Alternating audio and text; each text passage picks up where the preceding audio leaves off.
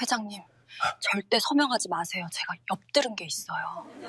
회사의 운명이 걸린 수천억짜리 계약서에 서명하려던 그 순간 가난한 신입 청소부인 다은이 다급하게 속삭였습니다. 그 말을 들은 백만장자 박만석 회장은 온몸이 얼어붙은 듯 놀랐습니다. 처음 보는 젊은 청소부의 눈빛이 너무나 간절해 보였어요. 그때 다은은 몰랐습니다. 자신의 이 행동이 자신의 인생과 박 회장의 인생 모두를 송두리째 뒤바꿀 줄은요. 도대체 이 계약서에 숨겨진 진실은 무엇이었을까요? 사연 시작 전 구독과 좋아요를 눌러주시고 어디서 듣고 계신지 댓글 남겨주시면 그곳으로 행운이 가득 깃들기를 바라겠습니다. 캄캄한 새벽 4시 50분, 대한민국 굴지의 혜성그룹 본사 건물은 아직 잠들어 있었습니다. 그때 건물 뒤편 직원 출입구로 한 사람이 조용히 들어섰습니다. 후, 오늘도 힘내자, 김다은. 27살 다은은 스스로를 다독이며 볼을 톡톡 두드렸습니다. 새벽부터 오후까지는 혜성그룹에서 청소 일을 하고 저녁에는 김밥집에서 밤 10시까지 마감 아르바이트를 하는 일정이 반복되고 있었어요. 잠깐 눈 붙이고 일어나니 또다시 새벽이 찾아왔습니다. 눈꺼풀이 천근만근이었지만 억지로라도 정신을 차려야 했죠. 다은은 자판기에서 믹스커피 한 잔을 뽑아 단숨에 들이켰습니다.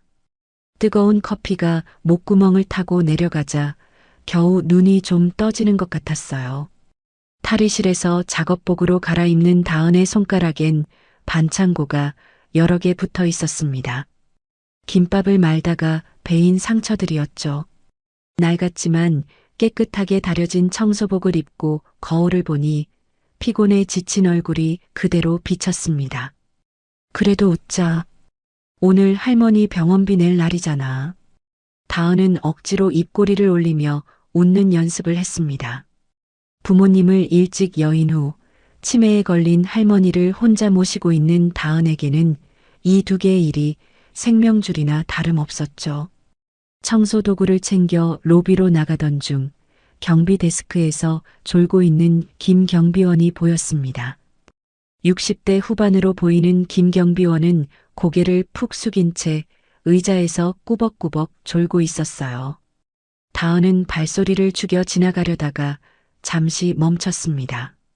주머니를 뒤적이던 다은은 따뜻한 두유 하나를 꺼냈습니다. 출근길에 편의점에서 하나 사고 하나는 덤으로 받은 거였죠. 다은은 조용히 두유를 경비 데스크 위에 올려놓고 쪽지를 하나 남겼습니다. 김 선생님, 추운 새벽에 고생 많으세요. 따뜻한 거 드시고 힘내세요. 최상층 회장실로 향하는 엘리베이터 안에서 다은은 청소 순서를 머릿속으로 정리했습니다. 회장실은 항상 제일 먼저 청소해야 했죠. 임원들이 출근하기 전에 모든 걸 끝내야 했으니까요. 똑똑. 실례합니다. 청소 들어갑니다. 아무도 없을 거라 생각하며 습관적으로 인사를 하고 문을 연 다은은 깜짝 놀랐습니다. 넓고 호화로운 회장실 한쪽 소파에서 누군가 자고 있었거든요. 가까이 다가가 보니 박만석 회장이었습니다. 평소 직원들이 말릴 만큼 일을 놓지 않는 성격이었던 박 회장은 이른이 넘은 나이에도 불구하고 밤새 일하다 소파에서 쪽잠을 청한 모양이었어요. 회장의 품에는 서류 더미가 안겨 있었고 책상 위에는 먹다 만 샌드위치 조각과 차가워진 커피, 그리고 약봉지가 수북이 쌓여 있었습니다. 다은의 시선이 바닥으로 향했습니다. 회장이 자다가 발로 찬 듯 회색 체크무늬 담요가 구겨진 채 떨어져 있었죠. 회장실인데도 히터가 꺼져 있어 방 안은 차가웠습니다. 다은은 자신도 모르게 팔을 문지르며 중얼거렸어요. 춥다. 회장님 감기 걸리시겠네. 대한민국 최고 재벌의 방이라고는 믿기지 않을 정도로 쓸쓸한 분위기였습니다. 다은은 청소기를 돌리려다가 손을 멈췄어요. 소음 때문에 회장님이 깰까봐 걱정됐거든요. 대신 빗자루와 걸레를 들고 조용히 청소를 시작했습니다. 바닥을 닦던 다은은 떨어진 담요가 계속 신경 쓰였습니다. 잠시 망설이다가 담요를 집어들어 먼지를 탁탁 털었어요. 그리고는 정성스럽게 펴서 회장님의 어깨부터 발끝까지 꼼꼼하게 덮어드렸습니다. 탁자 위에 차가운 커피잔도 치웠습니다. 대신 자신의 보온병 뚜껑에 김이 모락모락 나는 둥글레차를 따랐어요. 할머니가 좋아하셔서 늘 들고 다니는 차였죠. 다은은 메모지를 찾아 정성스럽게 글씨를 썼습니다. 삐뚤빼뚤한 글씨였지만 진심이 담겨 있었어요. 회장님, 새벽 공기가 춥습니다. 식은 커피 드시면 배탈 나요. 따뜻한 차 드시고 힘내세요. 청소부 올림. 조용히 문을 닫고 나가는 다은의 뒤로 소파에 누워있던 만석의 눈꺼풀이 미세하게 떨렸습니다. 사실 그는 자고 있던 게 아니었어요. 너무 피곤해서 잠시 눈을 감고 있었을 뿐이었죠. 만석은 천천히 일어나 앉았습니다. 몸을 감싸고 있는 포근한 담요의 온기가 낯설었어요. 언제 마지막으로 누군가 이렇게 자신을 배려해줬던가요? 아내와 사별 후 자식들조차 돈만 바라보는 요즘, 얼굴도 모르는 청소부가 남긴 작은 배려가 그의 마음을 울렸습니다. 새로운 청소부인가? 만석은 떨리는 손으로 둥글레 차를 들어 한 모금 마셨습니다. 따뜻한 차가 목구멍을 타고 내려가자 차갑게 얼어붙었던 마음이 조금씩 녹아내리는 것 같았어요. 한편 복도로 나온 다은은 다음 청소구역으로 발걸음을 옮겼습니다. 오늘도 해야 할 일이 산더미였죠. 하지만 다은의 얼굴엔 작은 미소가 떠올라 있었어요. 누군가를 도울 수 있었다는 사실만으로도 마음이 따뜻해졌거든요. 다은은 청소 카트를 밀며 다음 사무실로 향했습니다. 아직 어두운 복도엔 다은의 발자국 소리만 조용히 울려 퍼졌죠. 그렇게 평범한 하루가 시작되는 줄만 알았습니다. 하지만 이 작은 배려가 앞으로 다은의 인생을 완전히 바꿔놓을 거라는 건 아무도 예상하지 못했어요. 다은은 청소 카트를 밀고 전무실로 향했습니다. 복도는 여전히 조용했고 창밖은 아직 어둑했죠. 실례합니다. 청소 들어갑니다. 전무실은 회장실과는 사뭇 다른 분위기였어요. 박철우 전무는 박만석 회장의 하나뿐인 조카였죠. 책상 위는 박 전무의 성격을 그대로 보여주듯 칼같이 정돈되어 있었습니다. 서류 한 장도 삐뚤어진 게 없었고 펜 하나도 제자리에 가지런히 놓여 있었죠. 다은은 먼지 하나 남기지 않으려고 꼼꼼하게 책상을 닦기 시작했습니다. 그런데 차갑기만 한 전무실에서 유일하게 따뜻한 느낌을 주는 것이 하나 있었어요. 바로 책상 한쪽에 놓인 액자 속 사진이었죠. 와, 정말 예쁘다. 다은은 나도 모르게 감탄했습니다. 사진 속에는 20살쯤 되어 보이는 젊은 여성이 환하게 웃고 있었어요. 전무의 딸이 분명했죠. 유학을 간다고 들었는데 아버지를 많이 닮은 예쁜 얼굴이었습니다. 유학 간 딸 보고 싶으시겠다. 다은은 액자를 조심스럽게 들어 올려 깨끗이 닦았습니다. 유리에 묻은 지문 하나까지 말끔히 지우고 제자리에 놓았어요. 누군가의 소중한 사람을 대하는 마음으로 정성을 다했죠. 책상을 정리하던 다은의 눈길이 이번에는 전무실 한쪽 벽에 있는 커다란 연간 달력에 닿았습니다. 그 달력에는 이상한 점이 하나 있었죠. 1년 365일 중 딱 2날짜만 빨간색 펜으로 동그라미가 쳐져 있었습니다. 하나는 10월 23일, 조그맣게 생일이라고 적힌 글씨. 전무 본인의 생일인 것 같았습니다. 그리고 11월 12일, 빨간색 펜으로 동그라미가 여러 번 그려져 있었어요. 그 밑에는 우리 공주님 생일이라는 메모가 적혀 있었습니다. 전무님도 딸 생일은 끔찍하게 챙기시네. 다은은 작게 중얼거렸어요. 평소에는 직원들을 대하는 태도가 차갑기로 소문난 박 전무였지만 딸에 대한 사랑만큼은 각별한 모양이었죠. 청소를 마치고 복도로 나온 다은은 다음 구역으로 이동하려다가 멈췄습니다. 비상구 문틈으로 누군가의 그림자가 어른거리는 게 보였거든요. 새벽 시간에 비상구 계단에 있는 사람이라니 이상했습니다. 다은은 본능적으로 몸을 숨겼어요. 무거운 방화문 뒤에 바짝 붙어 숨을 죽였죠. 문틈 사이로 낮은 목소리가 새어나왔습니다. 박 전무였어요. 목소리 낮춰. 누가 들으면 어쩌려고. 박 전무의 목소리는 평소보다 더 낮고 거칠었습니다. 마치 으르렁거리는 짐승 같았죠. 다은은 심장이 쿵쾅거리는 걸 느꼈어요. 뭔가 심상치 않은 대화가 오가고 있다는 걸 직감했거든요. 그래, 오늘 서명만 받으면 끝이야. 노인네 눈이랑 귀는 내가 다 막았어. 다은은 깜짝 놀라 입을 틀어막았습니다. 노인네라는 건 박만석 회장을 말하는 게 분명했어요. 도대체 무슨 도장을 찍는다는 걸까요? 회사 매각건 말이야. 서류는 다 준비됐고 오늘 서명만 받으면 돼. 그 노인네가 뭘 알겠어? 치매 온 것처럼 연기만 잘하면 되니까. 다은의 눈이 휘둥그레졌습니다. 회사 매각이라니요?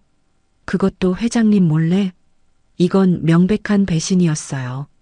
매각 대금 들어오면 바로 송금해. 우리 딸 학비 끊기면 당신들 다 죽을 줄 알아. 박 전무의 목소리에는 도끼가 가득했습니다. 딸을 위해서라면 뭐든 할 수 있다는 듯한 어조였죠. 이게 마지막 통화야. 오늘 이후로는 연락하지 마. 일 끝나면 난 바로 해외로 뜰 거니까. 통화를 끝낸 박 전무는 거칠게 숨을 몰아쉬었습니다. 그리고는 갑자기 휴대폰을 들어 올렸어요. 퍽! 박 전무는 휴대폰을 계단 모서리에 있는 힘껏 내리찍었습니다. 액정이 산산조각 나고 휴대폰이 완전히 꺼질 때까지 계속 내리찍었죠. 흔적은 남기면 안 되니까. 박 전무는 부서진 휴대폰을 들고 복도로 나왔습니다. 그리고는 복도 쓰레기통 뚜껑을 열고 깊숙한 곳에 휴대폰을 쑤셔 박았어요. 커피컵들과 휴지 더미 사이에 묻어버린 거죠. 옷깃을 여미며 빠르게 사라지는 박 전무의 뒷모습을 보며 다은은 다리가 풀려 그대로 주저앉을 뻔했습니다. 겨우 벽을 잡고 버텼죠. 방금 내가 뭘 들은 거지? 회사를 팔아넘긴다고? 회장님을 속여서? 심장이 미친 듯이 뛰었습니다. 이건 엄청난 비밀이었어요. 하지만 다은은 어떻게 해야 할지 몰랐습니다. 누구에게 말해야 할까요? 아무도 믿어주지 않을 것 같았어요. 청소부의 말을 누가 들어주겠어요? 한참을 망설이던 다은은 쓰레기통으로 다가갔습니다. 뚜껑을 열고 안을 들여다보니 커피컵들 사이에 부서진 휴대폰이 박혀 있었어요. 이런 걸 같이 버리면 위험한데 배터리라도 터지면 어쩌려고. 다은은 조심스럽게 휴대폰을 꺼냈습니다. 액정은 거미줄처럼 갈라져 있었고 모서리는 찌그러져 있었죠. 완전히 망가진 것처럼 보였어요. 탕비실로 들어간 다은은 휴대폰을 자세히 살펴봤습니다. 전원 버튼을 눌러봤지만 아무 반응이 없었어요. 완전히 고장났나? 그런데 문득 한 가지 생각이 떠올랐습니다. 겉은 망가졌어도 안은 멀쩡할 수도 있잖아요. 다은은 탕비실 서랍을 뒤져 충전기를 찾았습니다. 충전기를 꽂고 잠시 기다리자 놀라운 일이 일어났습니다. 짧은 진동과 함께 희미한 불빛이 새어나왔어요. 거미줄처럼 갈라진 액정 사이로 화면이 켜진 거였죠. 살아있네. 다은은 놀라면서도 안도했습니다. 하지만 곧 다른 문제가 나타났어요. 화면에는 비밀번호 입력 창이 떠 있었거든요. 비밀번호라. 이걸 어떻게 알아? 다은은 막막했습니다. 하지만 이 안에는 분명 박 전무의 범죄 증거가 들어있을 거예요. 회사를 구할 수 있는 유일한 증거였죠. 그때 다은의 머릿속에 박 전무의 말이 떠올랐습니다. 마지막 공중분해, 해외로 뜬다. 이 모든 게 오늘 일어날 일이었어요. 어떻게든 회장님께 알려드려야 해. 하지만 이 휴대폰을 들고 다니다가 걸리면 어떻게 될까요? 특히 진동이라도 울리면 큰일이었습니다. 다은은 주변을 둘러봤습니다. 그리고는 이동식 청소 카트에 걸려있는 걸레들이 눈에 들어왔어요. 맞아, 이거야. 다은은 가장 더럽고 냄새나는 걸레를 집어들었습니다. 휴대폰을 걸레로 겹겹이 싸서 둘둘 말았습니다. 그리고는 청소 카트 맨 밑바닥 걸레 수거함 가장 깊숙한 곳에 찔러 넣었어요. 다른 더러운 걸레들로 위를 덮으니 완벽했죠. 아무도 내 더러운 걸레통은 뒤지지 않을 거야. 다은은 안도의 한숨을 내쉬었습니다. 일단 증거는 확보했어요. 하지만 이제 어떻게 해야 할까요? 시계를 보니 벌써 7시 10분이었습니다. 곧 직원들이 출근하기 시작할 시간이었죠. 다은은 아무 일도 없었다는 듯 청소를 계속해야 했어요. 하지만 머릿속은 온통 복잡했습니다. 오늘 무슨 일이 일어날지, 그리고 자신이 어떤 선택을 해야 할지. 한 가지 확실한 건 이대로 가만히 있을 수는 없다는 거였어요. 회장님, 제가 어떻게든 도와드릴게요. 다은은 작게 다짐하며 청소 카트를 밀고 복도로 나갔습니다. 평범한 청소부의 하루는 이렇게 운명의 소용돌이 속으로 빠져들고 있었죠. 그 이후로도 다은은 아무렇지 않은 척 평소처럼 청소를 계속했습니다. 사무실 하나를 정리하고 복도를 닦고 휴지통들을 비우고 몸은 움직였지만 머릿속은 한순간도 조용하지 않았습니다. 서명식, 아마 10시쯤 시작일 텐데. 복도에서 몰래 들은 대로 오늘은 혜성그룹의 운명을 결정지을 중요한 서명식이 열리는 날이었죠. 청소 카트 아래에 숨겨둔 휴대폰이 이상하게도 더 무겁게 느껴졌어요. 회장님을 직접 만나 진실을 전할 기회를 찾아야 했지만 청소부가 회장님을 따로 만날 길은 사실상 없었습니다. 복도 끝에서 행사팀 직원들이 분주하게 움직이는 모습이 보였습니다. 커다란 카트에 와인잔과 물병을 실어 나르고 있었고 대강당 쪽에서는 마이크 테스트 소리가 흘러나왔습니다. 오전 9시 50분. 다은은 청소 카트를 끌고 강당 근처까지 다가갔습니다. 문틈 사이로 기자들이 자리 잡는 모습, 빛나는 조명 장비들, 행사 담당자들이 뛰어다니는 모습이 보였죠. 드디어 시작이구나. 제발 기회가 와줘야 하는데. 다은은 일부러 강당 근처 청소구역을 맡았습니다. 언제 올지 모를 기회라도 있기를 바라면서요. 하지만 손은 떨렸고 청소용 수건을 쥔 손바닥엔 땀이 배어 있었습니다. 오전 10시 정각 혜성그룹 본사 대강당은 화려한 조명 아래 긴장감이 감돌고 있었습니다. 수십 명의 기자들이 카메라를 들고 대기하고 있었고 외국계 투자회사 대표들도 정장을 빼입고 자리에 앉아 있었습니다. 다은도 조심히 문을 열고 들어가 무대 옆에 살며시 자리를 잡았어요.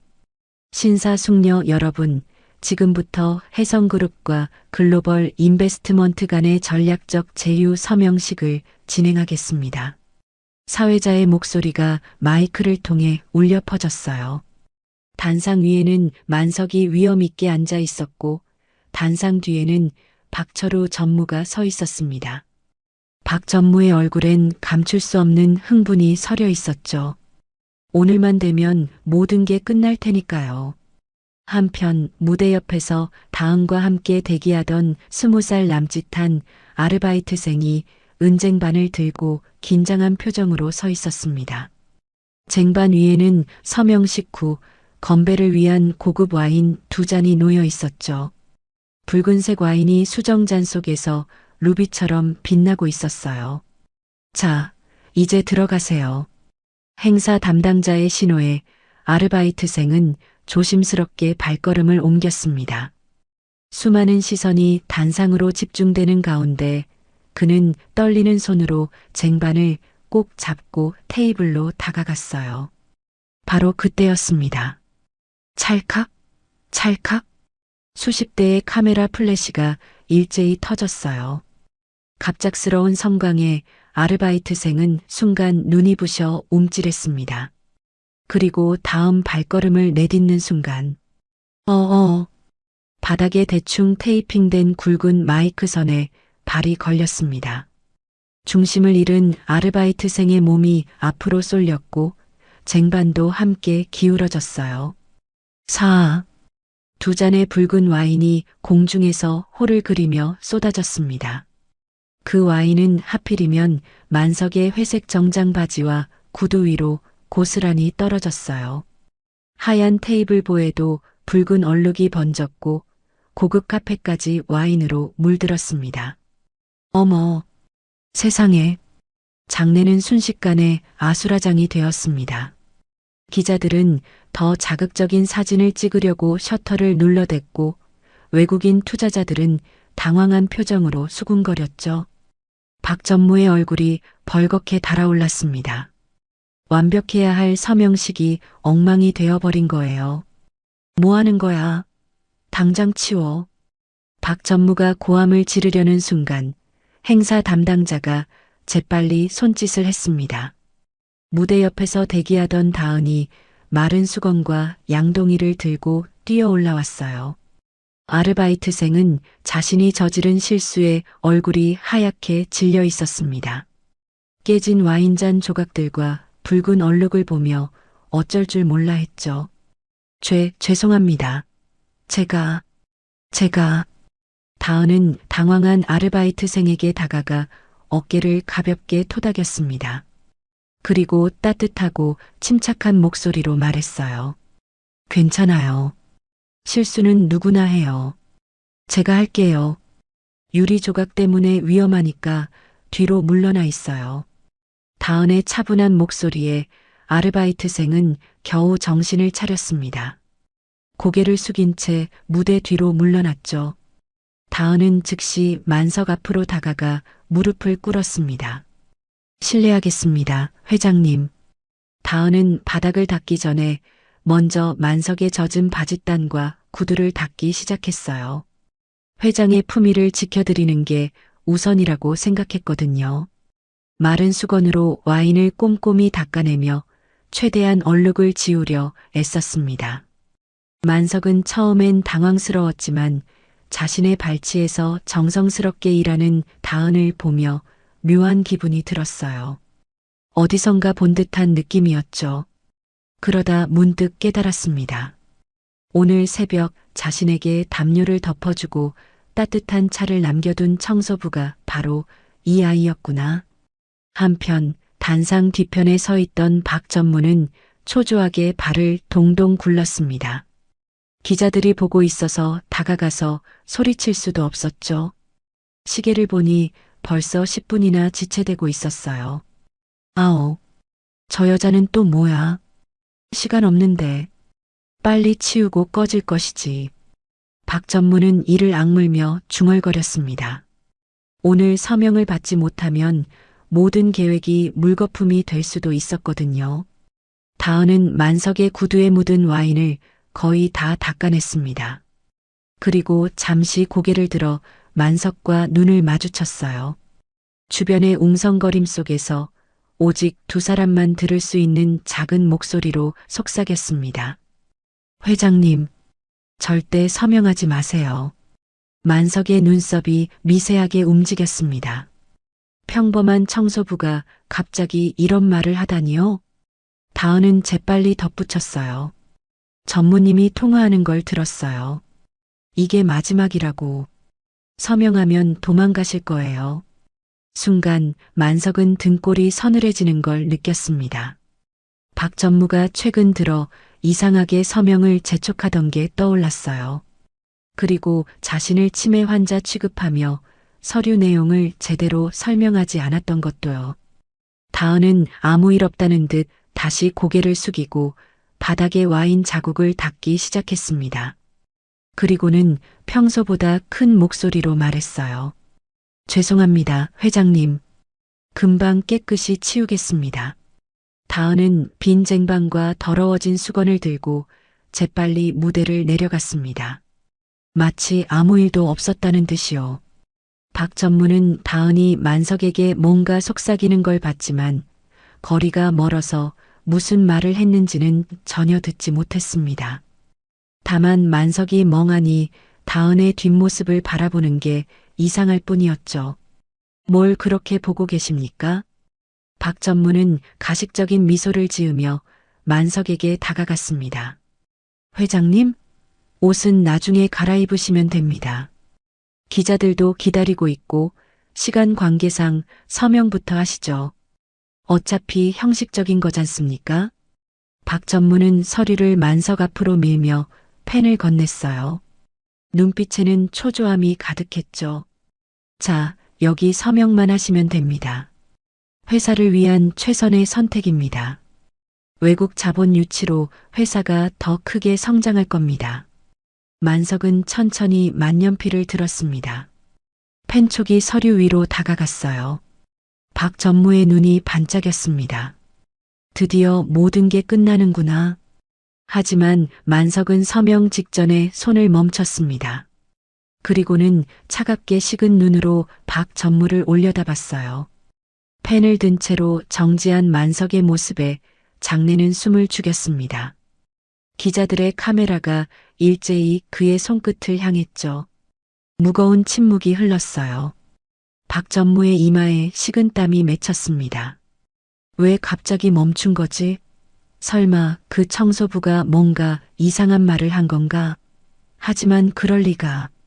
고작 청소부 따위가 뭘 알겠어? 회장님? 박 전무가 조심스럽게 불렀지만 만석은 대답하지 않았습니다. 그저 서류를 뚫어지게 쳐다볼 뿐이었죠. 탁! 만석이 만년필 뚜껑을 닫는 소리가 고요한 장내에 크게 울렸습니다. 마이크가 그 작은 소리까지 증폭시켜 스피커로 내보냈어요. 회장님? 서명. 안 하십니까? 박 전무의 목소리가 떨렸습니다. 애써 평정심을 유지하려 했지만 초조함이 묻어났죠.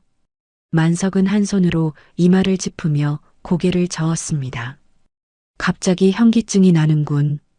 글씨가 안 보여. 네. 아니, 지금 기자들도 있고 상대방 대표도 와 있는데 그게 무슨... 박 전무가 다급하게 말했지만 만석은 단호하게 손을 들어 말을 끊었습니다. 내 몸이 안 좋다는데 뭐가 그렇게 급한가? 정회하게. 만석의 목소리에는 분노가 서려 있었어요. 평소 온화했던 그가 이렇게 화를 내는 건 극히 드문 일이었죠. 만석은 지팡이를 짚고 비틀거리며 일어났습니다. 연기인지 진짜인지 알 수 없는 모습이었어요.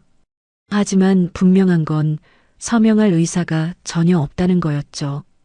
장내가 술렁이기 시작했습니다. 무슨 일이지? 서명 안 하시나 봐. 회장님 건강이 안 좋으신가? 기자들은 예상치 못한 상황에 흥분하며 셔터를 눌러댔습니다. 해성그룹 회장, 서명식 도중 중단 같은 자극적인 제목이 벌써부터 그들의 머릿속을 맴돌았죠. 외국계 펀드 대표 스티브가 일어나며 불만스러운 표정을 지었습니다. 이게 무슨 일입니까? 우리는 뉴욕에서 이 계약을 위해 날아왔는데. 박 전무가 황급히 스티브에게 달려갔어요. 죄송합니다. 회장님이 갑자기 몸이 안 좋으셔서 잠시만 기다려주시면.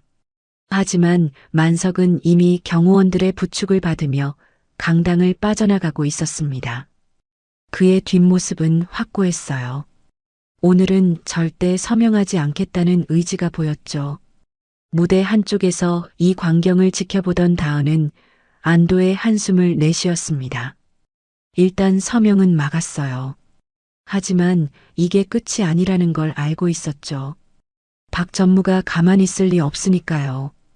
다은은 청소 카트를 밀고 천천히 강당을 빠져나갔습니다.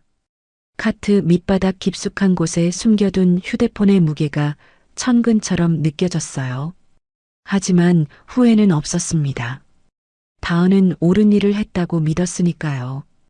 이제 남은 건 이 위험한 증거를 어떻게 지켜낼 것인가 하는 문제였죠. 한편 박 전무는 당황해서 어쩔 줄 몰랐습니다. 완벽하게 준비한 계획이 와인 한 잔 때문에 엉망이 되다니요. 아니, 정말 와인 때문일까요? VIP 대기실로 향하는 복도에서 박 전무는 스티브와 다른 투자자들에게 연신 고개를 숙였습니다. 정말 죄송합니다. 회장님이 연세가 있으셔서 요즘 기억력도 좀 오락가락하시고 치매 기운이 있으셔서 박 전무는 일부러 치매라는 단어를 강조했어요. 나중에 법적 문제가 생기면 이용할 수 있을 거라 생각했거든요. 내일 다시 자리를 만들겠습니다. 제가 책임지고 서명 받아내겠습니다. 투자자들은 불쾌한 표정으로 고개를 저었습니다. 미스터 박, 우리가 얼마나 바쁜지 알잖습니까? 내일까지만 기다립니다. 만약 또 이런 일이 스티브는 말끝을 흐렸지만 그 의미는 분명했어요. 계약이 파기될 거라는 협박이었죠. 투자자들이 떠나고 홀로 남은 박 전무는 복도에 놓인 화분을 발로 걷어찼습니다. 젠장! 화분이 쓰러지며 흙이 쏟아졌어요. 박 전무의 분노가 얼마나 큰지 보여주는 장면이었죠. 그는 주먹을 불끈 쥐며 생각에 잠겼습니다. 분명 들어오기 전까지는 회장이 멀쩡했어요. 서명할 준비도 되어 있었고요. 그런데 갑자기 왜 마음을 바꾼 걸까요? 와인 쏟은 것 때문에? 아니야, 그 정도로 화낼 사람이 아니야. 박 전무의 머릿속에 한 장면이 스쳐 지나갔습니다. 바닥에 무릎 꿇고 있던 청소부. 회장의 구두를 닦으며 뭔가 속삭이던 모습. 설마 그 청소부가? 박 전무는 청소부의 얼굴을 떠올려 봤어요. 평범하고 어린 얼굴이었죠. 그런데 왜 그렇게 열심히 회장의 구두를 닦았을까요? 그리고 무슨 말을 했기에 회장이 갑자기 태도를 바꾼 걸까요? 그때 박 전무의 가슴이 철렁했습니다.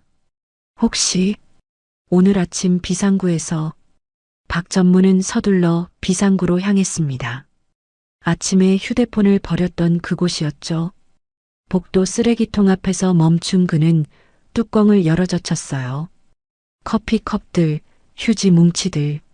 하지만 가장 중요한 건 없었습니다. 깨진 휴대폰이 사라진 거예요. 아, 이것 봐라. 박 전무는 허탈하게 웃었습니다. 누군가 가져간 게 분명했어요. 청소부들이 쓰레기를 치웠을 수도 있지만 그의 직감은 다른 걸 가리키고 있었죠.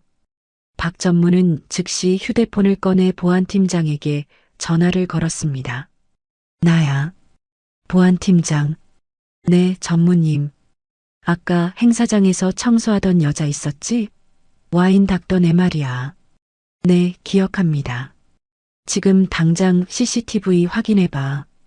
오늘 아침 6시부터 지금까지 그 여자가 어디서 뭘 했는지 전부 다. 박 전무의 목소리는 낮고 차가웠어요. 특히 비상구 쪽이랑 2층 복도 쓰레기통 근처를 중점적으로 봐. 뭔가 이상한 행동이 없었는지. 알겠습니다. 근데 무슨 일이? 말 말고 빨리 확인해. 그리고 박 전무는 잠시 말을 멈췄다가 덧붙였어요. 내 물건을 가져간 것 같으니까 찾으면 조용히. 아주 조용히 내 방으로 데려와. 전화를 끊은 박 전무는 주머니에서 지갑을 꺼내 만지작거렸습니다. 머릿속으로는 벌써 다음 시나리오를 짜고 있었죠. 만약 그 청소부가 내 휴대폰을 가져갔다면 도둑으로 몰면 되지. 박전무의 입가에 차가운 미소가 번졌어요. 고작 청소부 하나쯤이야 얼마든지 처리할 수 있었으니까요. 한편 그 시각 다은은 화장실에서 손을 씻고 있었습니다. 와인을 닦느라 손에 묻은 붉은 얼룩을 지우면서도 계속 가슴이 두근거렸어요. 회장님이 내 말을 믿어주신 걸까?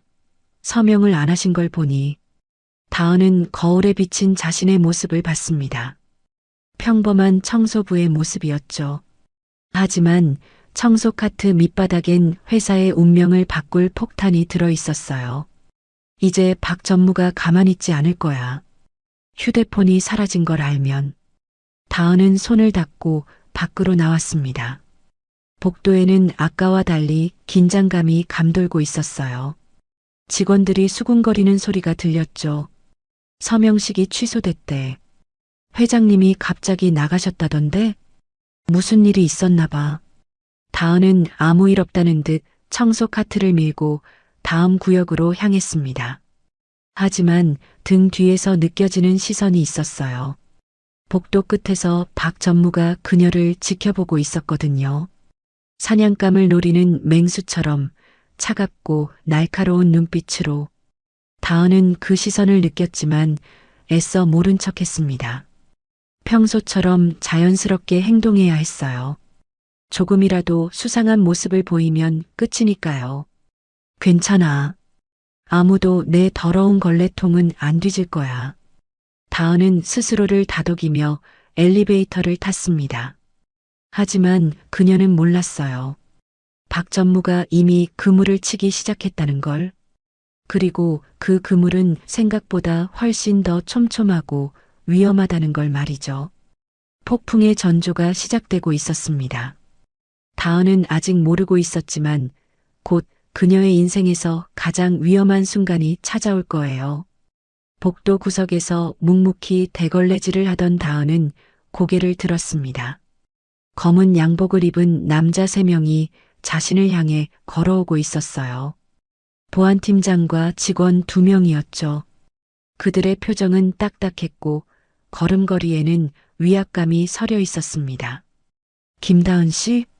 보안팀장의 목소리가 복도에 울렸어요. 다은은 걸레를 든 채로 멈춰 섰습니다. 무슨 일이신가요? 전무님이 잠깐 보자고 하십니다. 따라오시죠. 그 순간 다은의 심장이 쿵하고 바닥까지 떨어지는 것 같았어요. 설마 휴대폰 때문에 쓰레기통 뒤진 걸 알았나? 다은은 떨리는 마음을 애써 감추며 물었습니다. 지금 당장 가야 하나요? 여기 청소를 마저 끝내고. 지금 당장입니다. 보안팀장의 단호한 목소리에 다은은 더 이상 미룰 수 없다는 걸 알았어요.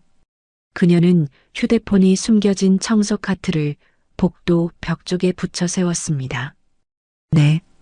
청소 카트만 여기 두고 가도 될까요? 빨리 가시죠. 다은은 가장 중요한 증거가 든 청소 카트를 뒤로 하고 맨몸으로 보안팀장을 따라 나섰습니다.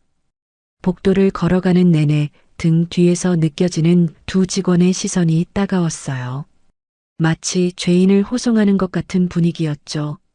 엘리베이터를 타고 올라가는 동안 다은은 머릿속으로 빠르게 생각했습니다. 침착해야 해. 아무것도 모르는 척해야 해. 절대 당황한 모습을 보이면 안 돼. 한편 그 시각 박 전무는 자신의 집무실에서 초조하게 서성이고 있었습니다. 젠장, CCTV에는 복도를 지나가는 것만 찍혔어.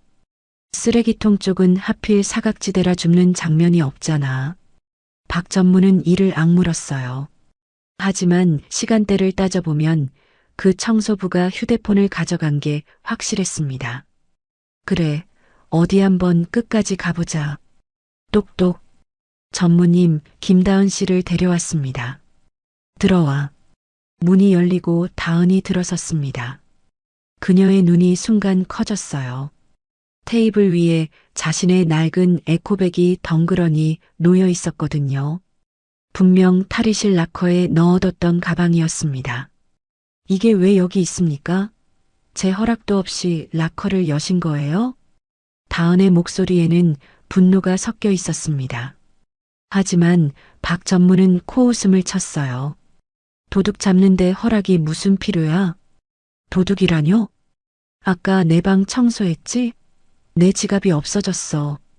다은은 어이가 없었습니다. 분명 휴대폰을 찾고 있으면서 지갑 타령을 하다니요. 저는 손대지 않았습니다. 전무님 방에서 지갑 같은 건 본 적도 없어요. 그래. 그럼 확인해 보면 되겠네. 박 전무가 손짓하자 보안팀장이 다가왔습니다. 보안팀장, 털어봐. 가방이랑 주머니 싹 다.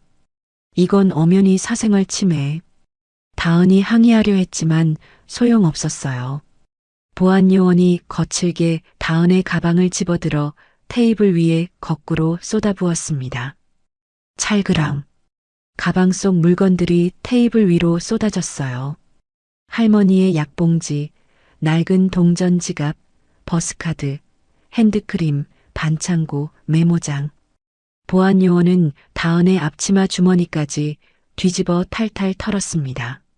하지만 나온 건 휴지 몇 장과 볼펜 한 자루뿐이었죠.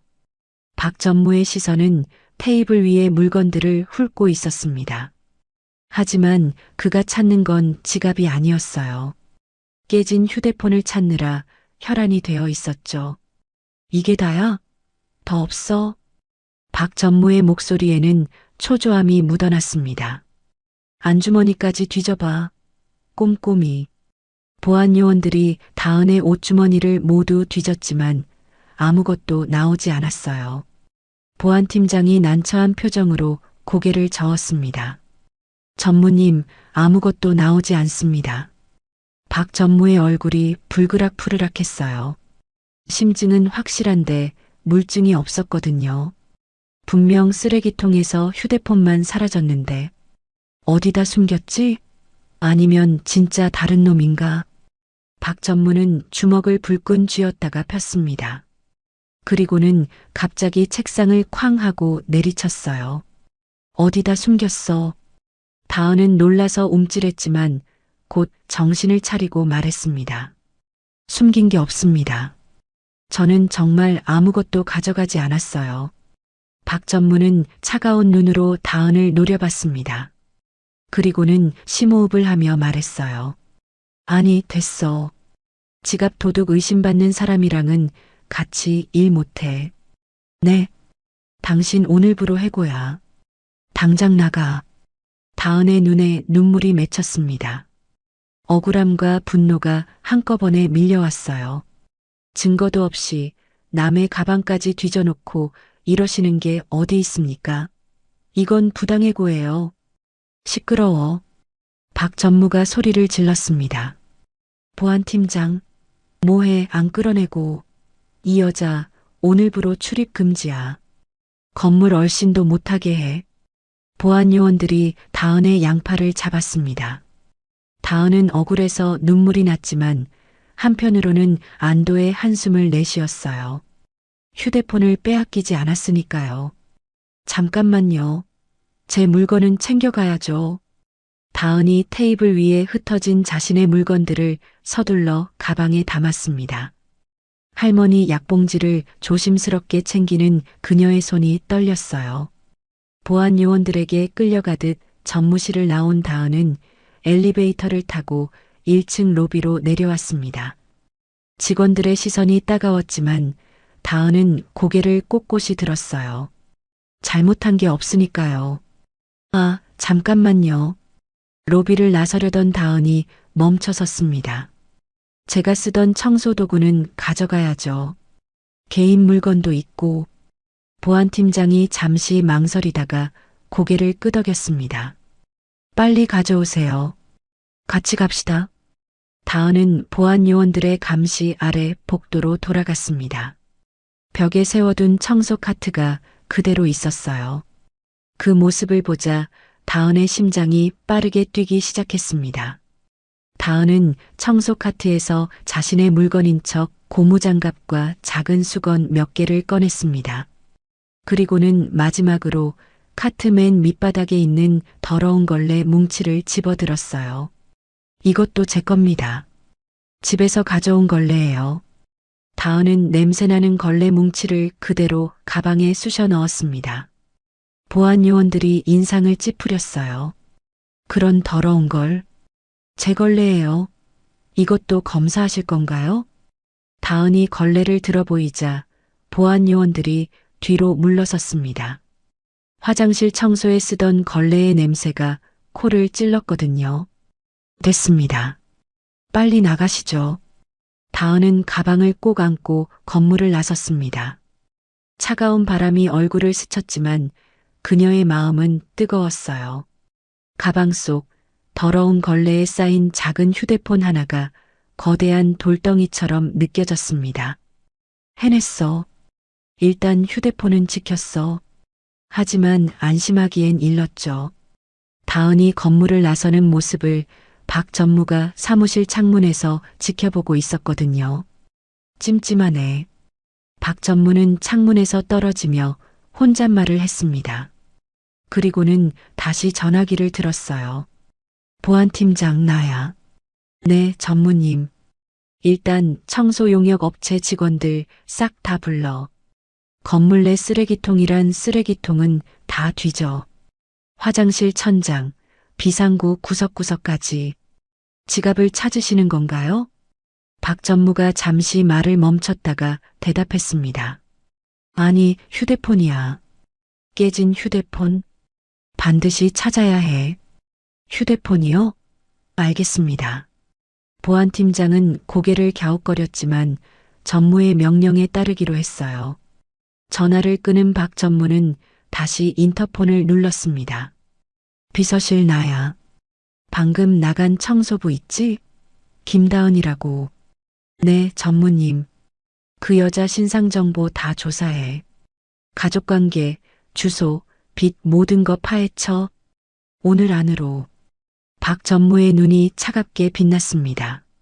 물증은 없어도 그의 직감은 확실했어요. 그 청소부가 뭔가 알고 있다는 것을. 도망칠 곳은 없어. 반드시 찾아낼 거야. 한편 회사를 나온 다은은 근처 공원 벤치에 주저앉았습니다. 이제야 실감이 났어요. 하루아침에 직장을 잃었다는 게. 할머니 병원비는 어떻게 하지? 다은은 한숨을 내쉬었습니다. 오전 청소 일을 잃었으니 이제 저녁 김밥집 아르바이트 하나로는 생활이 불가능했어요. 하지만 포기할 수는 없었습니다. 다은은 가방에서 조심스럽게 걸레 뭉치를 꺼냈어요. 그리고 살짝 벌려서 안을 확인했습니다. 깨진 액정 사이로 희미한 불빛이 새어나오고 있었죠. 이걸로 회장님을 도울 수 있다면. 다은은 다시 걸레로 휴대폰을 꼼꼼히 싸서 가방 깊숙이 넣었습니다. 그리고는 자리에서 일어났어요. 일단 집에 가서 안전한 곳에 숨겨둬야겠다. 그리고는 버스 정류장으로 향했어요. 떨리는 마음이었지만 김밥집 아르바이트는 가야 했으니까요. 아르바이트를 마친 다은은 밤 11시가 넘어서야 집에 도착했습니다. 오래되고 낡은 다세대 주택 1층이었어요. 페인트가 벗겨진 철문을 조용히 열고 들어서자 작은 안방에서 할머니의 고른 숨소리가 들려왔습니다. 다은은 신발을 벗으며 안방 문을 살짝 열어봤어요. 얇은 이불을 덮고 곤히 잠든 할머니의 모습이 보였습니다. 주름진 손이 이불 밖으로 나와 있었죠. 다은은 조심스럽게 다가가 할머니의 손을 이불 안으로 넣어드렸습니다. 할머니, 저 왔어요. 다은이 작게 속삭였지만 할머니는 깨지 않았어요. 치매약을 드시면 잠이 깊어지시거든요. 다은은 거실로 나와 작은 식탁 옆에 앉았습니다. 형광등 불빛 아래서 가방을 열었어요. 더러운 걸레 뭉치를 조심스럽게 꺼내자 화장실 냄새가 코를 찔렀습니다. 하지만 다은은 개의치 않았어요. 걸레를 한 겹씩 벗겨내자 거미줄처럼 금이 간 휴대폰이 모습을 드러냈습니다. 차가운 기계 덩어리를 손에 쥐고 있자니 온갖 생각이 머릿속을 스쳤습니다. 이것 때문에 직장을 잃었어. 도둑 취급까지 받았고, 다은은 휴대폰을 탁자 위에 내려놨습니다. 깨진 액정이 형광등 불빛을 받아 이상하게 반짝였어요. 경찰서에 가져갈까? 아니야, 비밀번호도 모르는데. 오히려 내가 훔친 거라고 할지도 몰라. 다은은 고개를 저었습니다. 증거도 없이 대기업 전무를 고발한다는 게 얼마나 무모한 일인지 잘 알고 있었어요. 그럼 그냥 한강에 던져버릴까? 그러면 이 모든 게 끝나는 건데. 하지만 그 순간 새벽 회장실에서 봤던 박만석 회장의 모습이 떠올랐습니다. 서류 더미를 안고 소파에서 쪽잠을 자던 외로운 뒷모습, 식어빠린 커피와 수북한 약봉지들, 바닥에 떨어진 담요. 회장님은 어쩌지? 전무님이 회사를 망치는 걸 그냥 두고 볼 순 없어. 다은은 휴대폰을 다시 집어들었습니다. 이번엔 더 꽉 쥐었어요. 손바닥에 땀이 배어났습니다. 일단 가지고 있자. 회장님을 도울 방법이 분명 있을 거야. 다은은 자리에서 일어나 안방으로 들어갔습니다. 할머니가 주무시는 침대 옆 오래된 장롱 앞에 섰어요. 삐걱거리는 소리가 나지 않도록 조심스럽게 장롱 문을 열었습니다. 제일 아래 칸 깊숙한 곳에 낡은 나무 상자가 하나 있었어요. 할머니가 시집올 때 가져왔다는 예단함이었습니다.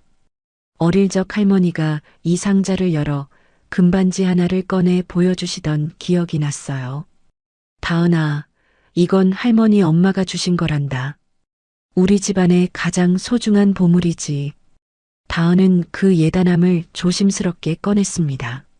먼지를 털고 뚜껑을 여니 금반지 하나와 낡은 사진 몇 장이 들어 있었어요. 다은은 휴대폰을 부드러운 손수건으로 한 번 더 감싼 뒤 예단함 구석에 조심스럽게 넣었습니다. 다은은 예단함을 다시 장롱 깊숙한 곳에 넣고 문을 닫았습니다. 그리고는 침대 옆에 앉아 잠든 할머니의 얼굴을 바라봤어요. 할머니, 걱정 마세요. 제가 잘할게요. 다음 날 저녁 5시 반. 다은은 행복 김밥 앞치마를 두르고 주방에 서 있었습니다. 오전 청소 일을 잃었지만 저녁 김밥집 아르바이트는 계속해야 했어요. 생활비라도 벌어야 했으니까요. 다은아, 참치 김밥 2줄 포장. 사장님의 목소리가 주방으로 들려왔습니다. 네, 금방 싸드릴게요. 다은은 일부러 더 밝은 목소리로 대답했어요. 슬픈 내색을 하면 안 됐습니다. 사장님이 걱정하실 테니까요. 김을 펴고 밥을 올리고 속재료를 넣는 익숙한 손놀림. 김밥을 마는 동안만큼은 다른 생각을 할 수 없었어요. 오히려 그게 다행이었습니다. 저녁 7시가 되자 가게가 붐비기 시작했습니다. 퇴근길 직장인들과 학원 마친 학생들로 자리가 가득 찼어요. 여기요. 치즈 김밥이랑 라면 주세요. 떡볶이는 얼마나 기다려야 해요? 다은은 쉴 틈 없이 주문을 받고 음식을 나르며 정신없이 움직였습니다. 땀이 이마에 송글송글 맺혔어요. 저녁 7시 반쯤 되었을 때였습니다. 띵그랑. 문이 열리는 소리에 다은이 고개를 들었어요. 어서 오세요. 습관적으로 인사를 하던 다은의 목소리가 멈췄습니다. 가게 안으로 들어온 손님 때문이었어요. 낡은 등산 점퍼를 입고 야구 모자를 푹 눌러 쓴 노신사였습니다. 언뜻 보면 평범한 할아버지 같았지만 다은은 그 걸음걸이를 알아봤어요. 등을 곧게 펴고 걷는 자세, 지팡이를 짚는 품격 있는 손놀림. 회장님? 다은은 깜짝 놀라 물컵을 떨어뜨릴 뻔했습니다. 회장님이 왜 여기에? 그것도 이런 초라한 차림으로? 만석은 다은과 눈이 마주치자 검지를 입술에 갖다 댔습니다. 쉬타는 제스처였어요. 그리고는 가게 구석, 사람들 눈에 잘 띄지 않는 테이블로 조용히 걸어가 앉았습니다. 다은은 당황한 마음을 진정시키려 애썼어요. 손님들이 쳐다보고 있었거든요. 물통과 메뉴판을 들고 만석의 테이블로 다가갔습니다. 어서 오세요. 주문 도와드릴. 물컵을 놓으려던 다은의 손이 미세하게 떨렸습니다. 만석은 모자를 살짝 올려 다은을 똑바로 쳐다봤어요. 주름진 얼굴이지만 눈빛만은 형광등 아래서도 또렷했습니다. 여기서 제일 싼 김밥 한 줄 주게. 만석의 목소리는 낮고 차분했어요. 마치 정말 김밥을 먹으러 온 손님처럼 자연스러웠습니다. 다은은 주위를 힐끗 살폈습니다. 다행히 다른 손님들은 자기 음식 먹느라 정신이 없었어요. 다은은 떨리는 목소리로 대답했습니다. 네, 알겠습니다. 김밥 한 줄 나갑니다. 다은은 주방으로 돌아가 김밥을 말기 시작했습니다. 하지만 손이 제대로 움직이지 않았어요. 머릿속이 복잡했습니다. 회장님이 어떻게 여길 찾아오셨지? 날 만나러 온 건가? 아니면 우연히? 김밥을 다 말고 예쁘게 썰어 접시에 담았습니다. 손이 떨려서 칼질이 삐뚤었지만 어쩔 수 없었어요. 다은은 김밥을 들고 박 회장의 테이블로 갔습니다. 김밥 나왔습니다.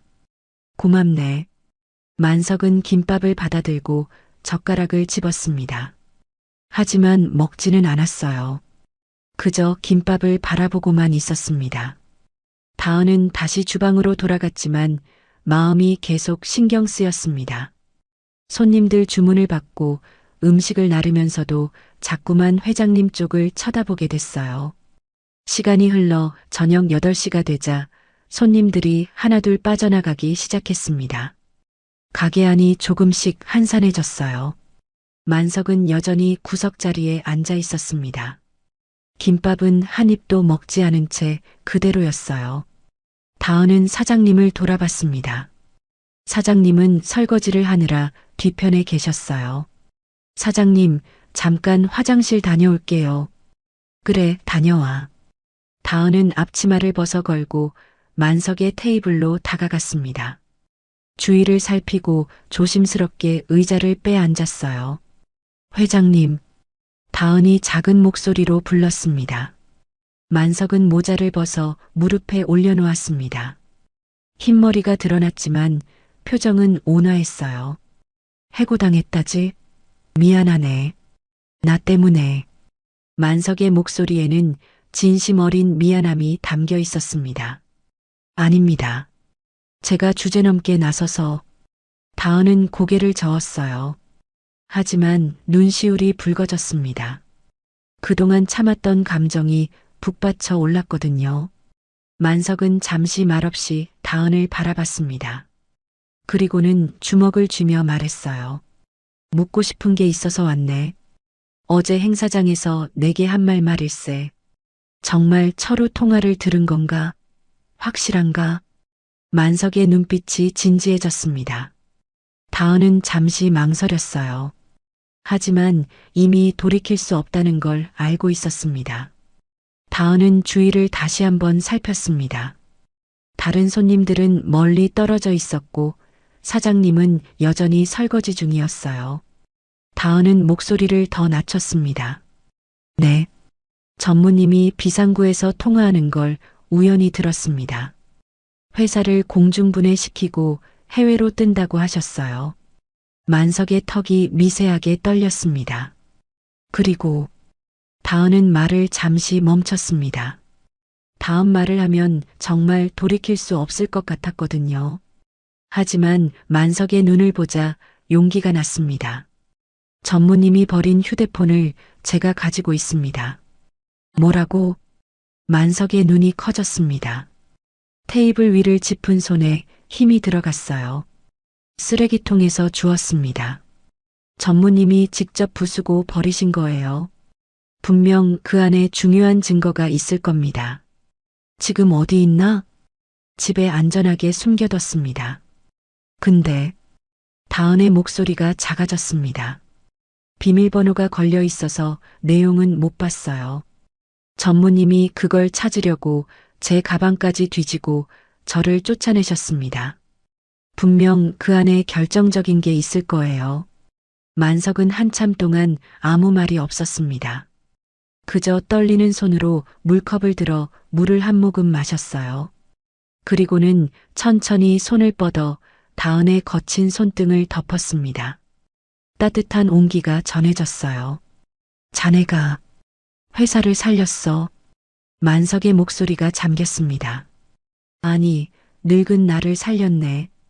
그 휴대폰 절대 뺏기면 안 되네. 내가 반드시 자네를 지켜주겠네. 다은의 눈에서 눈물이 주르륵 흘러내렸습니다. 그동안 혼자 감당하기 너무 무거웠던 짐을 드디어 나눌 수 있다는 안도감 때문이었어요. 내일까지 내가 방법을 찾아보겠네. 그 휴대폰 절대 다른 사람한테 보여주면 안 되네. 네, 회장님. 알겠습니다. 다은은 눈물을 닦으며 고개를 끄덕였습니다. 만석은 자리에서 일어나며 모자를 다시 눌렀었어요. 그럼 내일 보세. 조심해서 들어가고. 만석이 가게 문을 나서자 다은은 안도의 한숨을 내쉬었습니다. 이제 혼자가 아니었어요. 든든한 편이 생겼다는 것만으로도 마음이 한결 가벼워졌습니다. 다음 날 아침 10시, 박 전무는 자신의 집무실에서 창밖을 노려보고 있었습니다. 밤새 한숨도 제대로 못 잤는지 눈밑이 시커멓게 그을렸어요. 와이셔츠는 구겨져 있었고 넥타이는 비뚤어져 있었습니다. 어젯밤 내내 생각했지만 답은 하나였어요. 그 청소부가 휴대폰을 가져간 게 확실했습니다. 도대체 어디다 숨긴 거야? 박 전무는 이를 악물었습니다. 그때 노크 소리가 들렸어요. 똑똑똑. 들어와. 문이 열리고 보안팀장이 들어왔습니다. 그의 얼굴에도 피곤함이 가득했어요. 밤새 건물을 뒤지느라 한숨도 못 잔 게 분명했습니다. 보안팀장은 고개를 푹 숙인 채 조심스럽게 입을 열었어요. 보고 드립니다, 전무님. 어제 저녁부터 오늘 새벽까지 청소 용역 업체 직원들을 전부 불러서 쓰레기 집화장부터 본관 화장실 천장, 휴게실 사물함 뒤, 비상구 구석구석까지 샅샅이 다 뒤졌습니다만 박 전무가 천천히 고개를 돌려 보안팀장을 쳐다봤습니다. 그 눈빛이 너무 차가워서 보안팀장은 자기도 모르게 뒷걸음질을 쳤어요. 말해봐. 찾았어? 못 찾았어? 보안팀장은 침을 꿀꺽 삼키며 기어들어가는 목소리로 대답했습니다. 휴대폰은 나오지 않았습니다. 쾅! 박 전무가 책상 위에 놓인 명패를 집어 던졌습니다. 금속 명패가 벽에 부딪히며 요란한 소리를 냈어요. 산산조각이 나서 바닥에 떨어졌습니다. 보안팀장이 움찔하며 몸을 움츠렸어요. 없다고? 이 건물 안구석구석을 다 뒤졌는데 없다고? 박 전무는 거칠게 넥타이를 풀어헤치며 자리에서 벌떡 일어났습니다. 그럼 답은 하나지. 그 여자가 가져간 거야. 내가 지갑 도둑으로 몰았을 때 그 여자 눈빛. 분명 뭔가 숨기고 있었어. 박 전무는 주먹으로 책상을 내리쳤습니다. 책상 위에 서류들이 와르르 쏟아졌어요. 분명 어딘가에 숨겨서 나간 게 확실해. 박 전무는 인터폰 버튼을 거칠게 눌렀습니다. 비서실, 당장 들어와. 잠시 후 비서가 황급히 문을 열고 들어왔습니다. 손에는 누런 대봉투를 들고 있었어요. 전무님 부르셨습니까? 어제 시킨 뒷조사 제대로 했겠지? 비서는 대봉투를 조심스럽게 책상 위에 올려놓았습니다. 네, 전무님. 김다은에 대해 조사한 내용 전부 여기 있습니다. 박 전무는 봉투를 낚아채듯 집어들었어요. 거칠게 봉투를 뜯어 안에 있던 서류들을 쏟아냈습니다. 가족관계 증명서가 제일 먼저 보였어요. 박 전무는 그걸 집어들고 눈을 가늘게 뜨며 읽기 시작했습니다. 김다은 27살. 부모는 고등학교 2학년 때 교통사고로 사망. 그 후 할머니 손에서 자람. 박전무의 입꼬리가 비틀어졌습니다. 다음 서류는 기초생활수급자 증명서였어요. 기초생활수급자라. 돈이 없구만. 그 밑에는 병원 진단서가 있었습니다. 박전무는 그걸 집어들고 천천히 읽었어요. 할머니, 치매로 현재 요양 중. 박전무의 눈빛이 번뜩였습니다. 그리고 제일 밑에 있던 사진 한 장을 집어들었어요. 휠체어에 앉은 할머니의 모습이었습니다. 허리가 굽고 머리가 하얗게 센 할머니가 카메라를 보며 어리둥절한 표정을 짓고 있었어요. 박전무는 그 사진을 책상 위에 탁 하고 내려놓았습니다. 그리고는 손가락으로 할머니의 얼굴을 톡톡 치며 비릿한 미소를 지었어요. 치매 노인이라 판단력도 없겠네. 비서가 조심스럽게 말을 이었습니다. 할머니 병원비를 대느라 사채까지 쓴 적이 있다고 합니다. 현재도 매달 병원비 때문에 쪼들리고 있고요.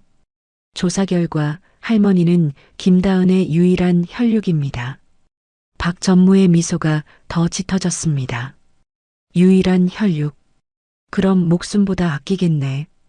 박전무는 다시 할머니 사진을 집어들고 한참 바라봤어요. 무언가 계획을 세우는 듯한 표정이었습니다. 보호자는 일용직 청소부고 치매 노인은 판단력이 없고 강제 입원시키기 딱 좋은 조건이네. 비서와 보안팀장의 얼굴이 굳었습니다. 설마 하는 불길한 예감이 들었거든요. 박전무는 전화기를 집어들었습니다.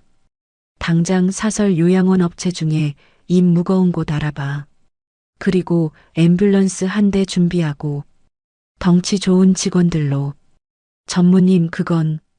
보안팀장이 말을 꺼내려 했지만 박 전무가 손으로 막았습니다. 입 다물고 시키는 대로만 해. 오늘 안으로 처리해. 네, 알겠습니다. 보안팀장은 깍듯하게 대답했죠. 같은 시각 다은의 집은 평화로운 아침이었습니다. 다은은 고무장갑을 끼고 부엌에서 설거지를 하고 있었어요. 할머니가 아침으로 드신 죽그릇을 정성스럽게 씻고 있었죠. 달그락, 달그락. 그릇 부딪히는 소리가 좁은 집안에 울려 퍼졌어요. 안방에서는 할머니가 텔레비전을 보고 계셨습니다. 아침 드라마가 나오고 있었죠. 할머니는 화면을 보며 어린아이처럼 웃거나 화를 내셨어요. 어머, 저 사람 나빠라. 왜 저래? 할머니의 목소리가 안방에서 들려왔습니다. 다은은 미소를 지으며 큰 소리로 대답했어요. 할머니, 드라마 재밌으세요? 응, 재밌는데 저 사람이 너무 나빠. 다은은 그릇을 다 씻고 헹구기 시작했습니다. 물소리가 경쾌하게 울렸어요. 할머니, 이따가 점심에는 계란찜 해줄까요? 할머니 좋아하시는 말랑말랑한 거요. 오, 좋지. 나는 우리 다은이가 해주는 게 제일 맛있어. 다은은 피식 웃으며 헹군 그릇을 건조대에 올려놓았습니다. 설거지를 마치고 할머니 점심을 미리 준비하려고 할 때였어요. 띠리리링, 띠리리링. 식탁 위에 놓인 휴대폰이 요란하게 울렸어요. 다은은 고무장갑을 벗으며 휴대폰을 집어들었습니다. 화면에는 발신자 표시 제한이라고 떠 있었어요. 누구지? 다은은 고개를 갸웃하며 통화 버튼을 눌렀습니다. 여보세요? 김다은 씨? 수화기 너머로 차갑고 건조한 남자 목소리가 들려왔습니다. 다은은 그 목소리를 단번에 알아챘어요. 툭! 다은의 손에서 고무장갑이 바닥으로 떨어졌습니다. 심장이 쿵하고 발끝까지 내려앉는 것 같았어요. 나야, 박전무. 다은의 온몸이 얼어붙었습니다. 손이 부들부들 떨렸어요. 전무님이 어떻게 제 번호를. 직원 신상 터는 건 일도 아니지. 박 전무의 목소리는 여유로웠습니다. 마치 쥐를 가지고 노는 고양이 같았어요. 본론만 말할게. 내 휴대폰 가지고 있지? 다은은 대답하지 못했습니다. 목구멍이 바짝 말라서 소리가 나오지 않았어요. 1시간 줄 테니까 지금 당장 회사 로비로 가져와. 알았지? 저는 다은은 떨리는 목소리로 겨우 말을 꺼냈습니다. 휴대폰이요? 저는 모르는 일입니다. 정말 없어요. 수화기 너머로 낮은 웃음소리가 들려왔습니다. 등골이 오싹해지는 소리였어요. 아직 상황 파악이 안 되나 보네. 좋아, 그럼 힌트를 줄게. 박 전무는 잠시 말을 멈췄습니다. 그리고는 천천히 또박또박 말했어요. 지금 내 집 대문 앞에 사람들이 서 있을 거야. 덩치 큰 남자들. 한번 창문으로 내다봐.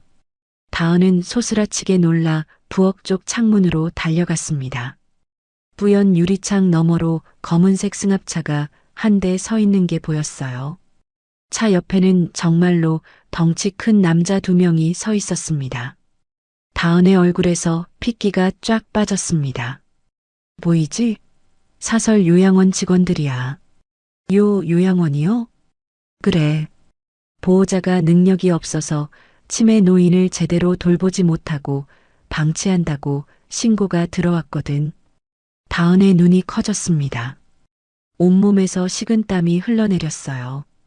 그게 무슨 아주 멀고 시설 열악한 곳으로 모셔드릴 생각이야. 거기 한번 들어가면 죽을 때까지 못 나와. 면회도 안 되고. 이건 명백한 협박이었습니다. 아니, 협박을 넘어선 납치 예고였어요. 다은의 눈앞이 하얘졌습니다. 할머니가 낯선 남자들에게 끌려가는 상상이 머릿속을 가득 채웠어요.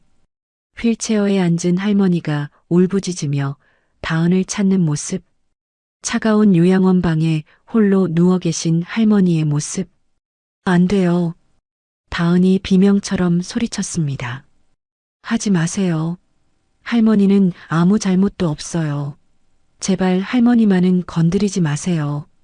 그럼 좋은 말 할 때 가져와. 휴대폰? 박 전무의 목소리는 여전히 차갑고 건조했습니다. 다은은 울음을 참으며 떨리는 목소리로 물었어요. 도대체 그 휴대폰에 뭐가 들어있길래 이렇게까지 하시는 거예요? 남들이 알면 안 되는 범죄 증거라도 들어있나요? 수화기 너머로 잠시 침묵이 흘렀습니다. 다은은 그 침묵에서 확신을 얻었어요. 역시 그 안에 결정적인 증거가 들어있는 게 분명했습니다. 곧 박 전무의 목소리가 낮게 깔렸습니다. 마치 으르렁거리는 짐승 같았어요. 닥치고 가져와. 그 안에 든 게 세상에 나오면 내 할머니뿐만 아니라 너도 쥐도 새도 모르게 사라질 수 있어. 다은의 등골에 오한이 흘렀습니다. 마지막이야. 선택해. 휴대폰이야, 할머니야? 다은은 더 이상 버틸 수가 없었습니다. 안방에서 드라마를 보며 웃고 계신 할머니 생각에 가슴이 찢어질 것 같았어요. 갈게요. 다은이 울먹이며 소리쳤습니다. 지금 당장 갈게요. 그러니까 제발 할머니만은 건드리지 마세요. 그래, 잘 생각했어. 1시간 안에 안 오면 어떻게 되는지 알지? 툭! 전화가 끊어졌습니다. 다은은 휴대폰을 쥔 채 그 자리에 주저앉았습니다. 온몸에 힘이 하나도 없었어요. 손이 너무 떨려서 휴대폰을 떨어뜨릴 뻔했습니다. 어떡하지? 어떻게? 이성적인 판단이 불가능했습니다. 머릿속이 새하얗게 비었어요. 지금 당장 휴대폰을 주지 않으면 할머니와 영영 헤어질지도 몰랐습니다. 다은은 벌떡 일어나 안방으로 달려갔습니다. 장롱문을 열고 제일 아래 칸에 있는 예단함을 꺼냈어요. 손이 너무 떨려서 뚜껑을 2번이나 놓쳤습니다. 예단함을 열자 손수건에 쌓인 휴대폰이 보였습니다. 다은은 그걸 꺼내 움켜쥐었어요. 안방 문을 닫으며 할머니에게 소리쳤습니다. 할머니, 제가 잠깐 나갔다 올게요. 문 절대 열어주면 안 돼요. 누가 와도 절대 문 열어주지 마세요. 다은아, 어디가? 나 무서운데. 할머니의 불안한 목소리가 들렸지만 다은은 대답할 수 없었습니다. 신발도 제대로 신지 못한 채 현관문을 열고 뛰쳐나갔어요. 좁은 골목길을 미친 듯이 달렸습니다. 숨이 턱 끝까지 차올랐어요. 가슴이 터질 것 같았지만 멈출 수 없었습니다. 빨리 가야 해. 할머니를. 그때였습니다. 골목 어귀에서 검은색 대형 세단 한 대가 다은의 앞을 가로막으며 급정거했습니다. 다은은 깜짝 놀라 뒷걸음질을 쳤어요. 박 전무가 보낸 사람들인 줄 알았거든요. 공포에 질린 다은은 휴대폰을 등 뒤로 숨겼습니다. 그때 뒷좌석 문이 벌컥 열렸습니다. 지팡이를 짚은 노신사가 급하게 차에서 내렸어요. 박만석 회장이었습니다. 다은 씨, 만석의 목소리를 듣는 순간 다은의 다리에서 힘이 쭉 빠졌습니다. 그 자리에 주저앉으며 오열하기 시작했어요. 회장님, 흑흑, 죄송해요. 죄송합니다. 만석이 다급하게 다은에게 다가왔습니다. 무슨 일인가? 왜 이렇게 울고 있나? 전무님이 사람들을 보냈대요. 지금 당장 휴대폰 안 가져가면 할머니를 요양원에 가둬버린대요. 다은은 울면서 말을 이었습니다. 빨리 가야 해요. 안 그러면 할머니가. 만석은 공포에 떠는 다은을 따뜻하게 감싸 안았습니다. 마치 손녀를 안아주듯 부드럽게요. 내가 지켜준다고 했지 않은가. 걱정 말게나. 하지만 사람들이 집 앞에. 만석이 손짓을 하자 골목 뒤편에서 하얀색 앰뷸런스가 나타났습니다. 해성병원 로고가 선명하게 보였어요. 건장한 경호원 여러 명도 함께 나타났습니다. 다은 씨 집을 감싸고 있던 사람들은 우리 쪽 경호원들이야. 놀랐구나. 할머니는 내가 안전하게 모실 거야. 당장 우리 병원 VIP 병실로 모시겠네. 만석의 지시에 따라 경호원들이 다은의 집으로 들어갔습니다. 멀리서 박 전무가 보낸 검은 승합차가 황급히 도망치는 게 보였어요. 다은은 그제야 긴장이 풀리며 그 자리에 주저앉아 펑펑 울었습니다. 감사합니다. 정말 감사합니다, 회장님. 만석은 바닥에 주저앉은 다은을 직접 일으켜 세웠습니다. 그리고 옷에 묻은 흙을 털어주며 말했어요. 가족을 지키려는 마음, 내가 왜 모르겠나. 자네 잘못이 아니네. 늦지 않아서 다행이야. 만석은 다은의 손에 들린 휴대폰을 바라보며 묵직하게 말했습니다. 자, 이제 잘못된 것을 바로잡으러 가자꾸나. 박철우, 절대 가만두지 않겠네. 만석은 다은의 손을 꼭 잡았습니다. 그 따뜻한 온기가 다은에게 힘을 주었어요. 다은은 눈물을 닦으며 고개를 끄덕였습니다. 만석의 차를 타고 해성그룹 본사로 향했어요. 같은 시각 해성그룹 대회의실. 오전 11시. 회의실 안은 수십 명의 주주와 이사들로 가득 찼습니다.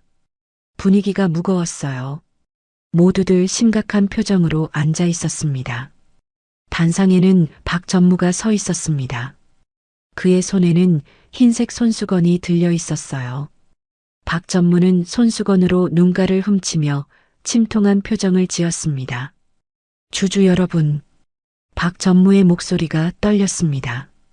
마치 정말로 슬픈 것처럼 연기를 하고 있었어요. 제가 오늘 이 자리에 선 것은 정말 마음이 찢어지는 일입니다. 저도 제 피부치인 회장님의 해임안을 올리는 게 얼마나 가슴 아픈 일인지 아십니까? 주주들이 고개를 끄덕였습니다. 박 전무는 다시 손수건으로 눈가를 눌렀어요.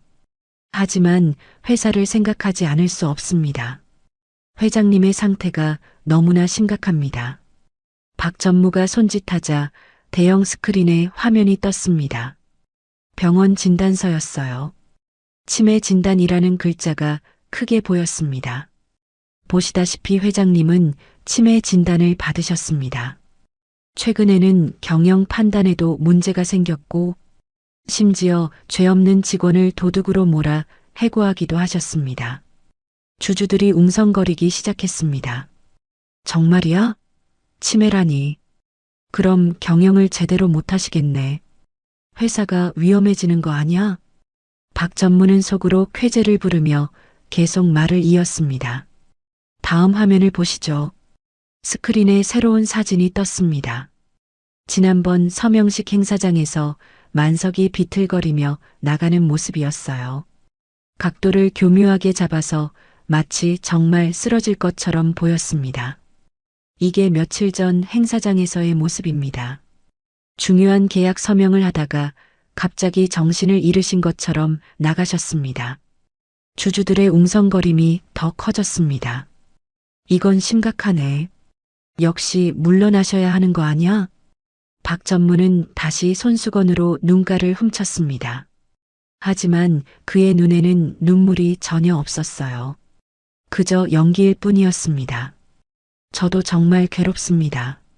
하지만 회사를 위해서, 직원들을 위해서, 그리고 주주 여러분을 위해서 어쩔 수 없는 결정을 내려야 합니다. 박 전무는 심호흡을 한 번 하고는 또박또박 말했습니다. 눈물을 머금고 회장님의 해임안에 대한 투표를 진행하겠습니다. 주주들이 고개를 숙였습니다. 모두들 무거운 표정이었어요. 박 전무는 단상 위에 놓인 의사봉을 집으려 했습니다. 드디어 끝났어. 이제 회사는 내 거야. 속으로 환호성을 지르며 손을 뻗었어요. 바로 그때였습니다. 멈추시오. 회의실 문이 쾅 하고 열렸습니다. 모든 사람들이 깜짝 놀라 문 쪽을 돌아봤어요. 박만석 회장이 지팡이를 짚고 위풍당당하게 걸어 들어오고 있었습니다. 그 뒤로는 깔끔한 정장을 입은 다은이 비장한 표정으로 따라오고 있었어요. 장내가 술렁이기 시작했습니다. 회장님? 병원에 계신다며? 치매 환자가 어떻게 저렇게 똑바로 걸어 다니시지? 저 여자는 누구야? 박 전무의 얼굴이 하얗게 질렸습니다. 손에 들고 있던 의사봉이 바닥에 떨어졌어요. 회장님? 여긴 어떻게? 만석은 지팡이로 바닥을 쿵쿵 치며 단상으로 걸어갔습니다. 내 정신은 아주 멀쩡하다네. 미쳐버린 건 자네 욕심이지, 철우. 박 전무가 황급히 보안 요원들을 불렀습니다. 경비원들, 뭐해? 저 사람 당장 끌어내. 저 여자는 해고된 청소부야. 불법 침입이라고. 보안 요원 2명이 다은에게 다가가려 했습니다. 하지만 만석이 지팡이로 바닥을 쿵 하고 내리쳤어요. 감히 누가 내 손님을 건드려. 만석의 목소리에는 카리스마가 넘쳤습니다. 보안 요원들이 움찔하며 멈춰섰어요. 이분은 내 귀한 손님이다. 누구도 손대지 마라. 만석의 눈짓에 다은은 고개를 들고 단상으로 걸어갔습니다. 떨리는 마음이었지만 발걸음은 확고했어요. 주주들이 수군거렸습니다. 저 여자가 누구지? 손에 뭘 들고 있는 거야? 다은은 단상 위로 올라가 마이크 앞에 섰습니다. 심호흡을 한 번 하고는 또렷하게 말했어요. 안녕하십니까? 저는 이 건물에서 청소 일을 하던 김다은이라고 합니다. 장내가 조용해졌습니다. 모두들 다은을 주목했어요. 박 전무님은 저를 도둑으로 몰아 해고했습니다. 하지만 다은은 잠시 말을 멈추고 박 전무를 똑바로 쳐다봤습니다. 진짜 도둑은 따로 있습니다.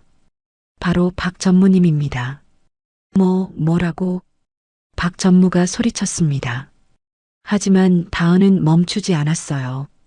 다은은 가방에서 깨진 휴대폰을 꺼내 들어 올렸습니다.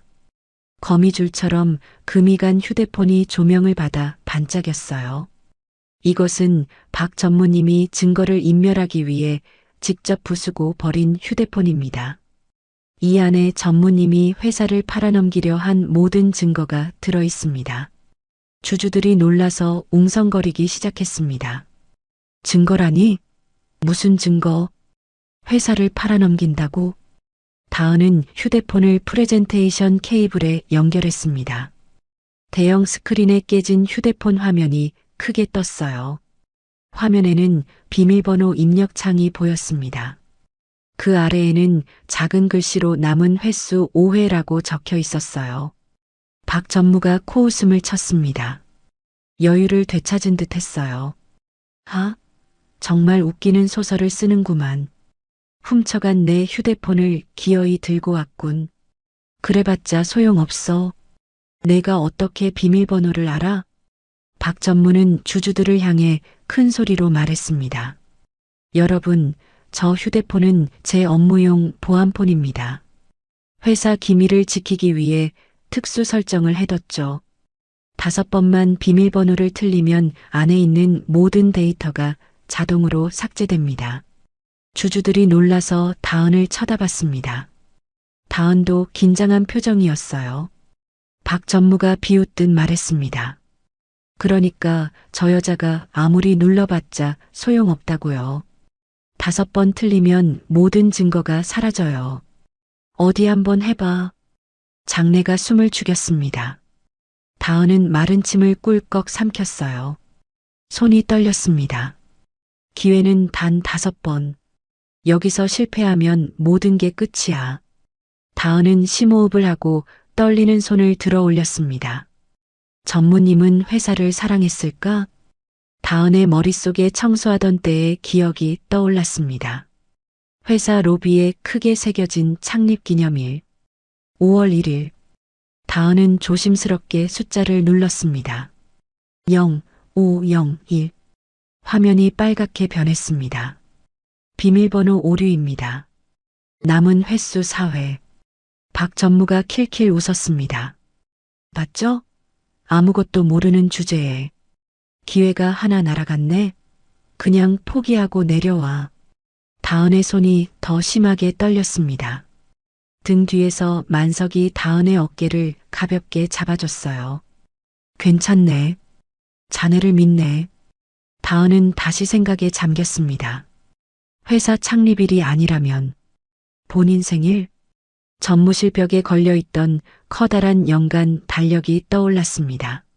넓은 달력에 1년 중 딱 2날짜에만 빨간색 동그라미가 쳐져 있었어요. 하나는 10월 23일. 생일이라고 작게 적혀 있었죠. 다은은 조심스럽게 숫자를 눌렀습니다. 1023. 화면이 또다시 빨갛게 변했습니다. 비밀번호 오류입니다. 남은 횟수 3회. 박 전무가 손뼉을 치며 웃었습니다. 꺼봐. 청소부 주제에 뭘 알겠어? 이제 3번밖에 남지 않았는데? 박 전무는 보안 요원들을 향해 손짓했습니다. 저 여자 당장 끌어내.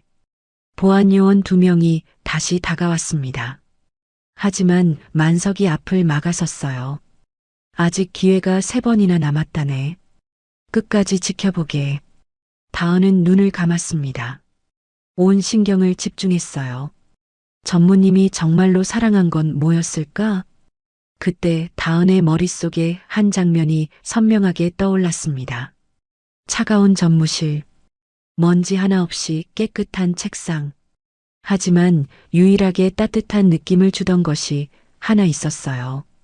책상 위에 액자, 환하게 웃고 있는 젊은 여성의 사진, 그리고 벽걸이 달력에 빨간 펜으로 별표까지 그려져 있던 그 날짜. 11월 12일. 우리 공주님 생일. 다은은 천천히 눈을 떴습니다. 이번에는 확신이 있었어요. 다은이 마이크를 잡고 낮은 목소리로 말했습니다. 전무님은 회사를 사랑하지 않으셨죠. 본인 자신도 사랑하지 않으셨고요. 박 전무의 표정이 미세하게 변했습니다. 당신이 유일하게 사랑한 건 오직 따님뿐이었습니다.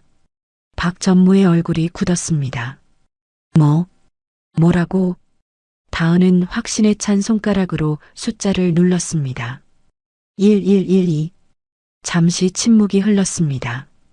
찰칵. 잠금 해제되었습니다. 띠링. 경쾌한 소리와 함께 홈 화면이 열렸습니다. 스크린에 휴대폰 바탕화면이 크게 떴어요. 장내에서 탄성이 터져 나왔습니다. 와, 열렸어. 대단한데?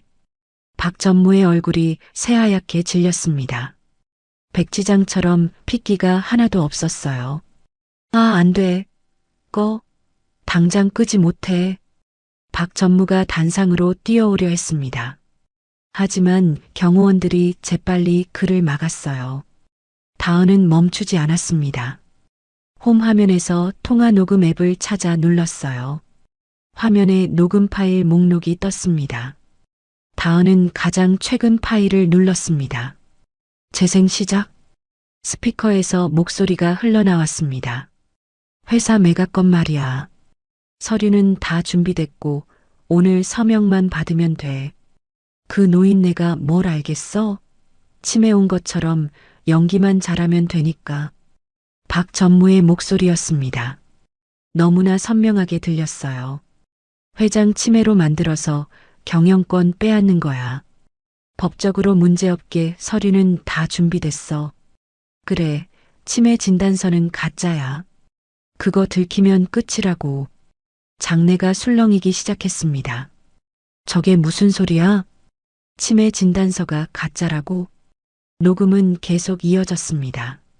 매각 대금 들어오면 바로 송금해. 우리 딸 학비 끊기면 당신들 다 죽을 줄 알아. 일 끝나면 난 바로 해외로 뜰 거니까. 주주들이 자리에서 벌떡 일어났습니다. 이게 무슨 일이야? 회사를 팔아먹으려 했다고? 배신자 아냐? 박전무는 바닥에 주저앉았습니다. 다리에 힘이 하나도 없었어요.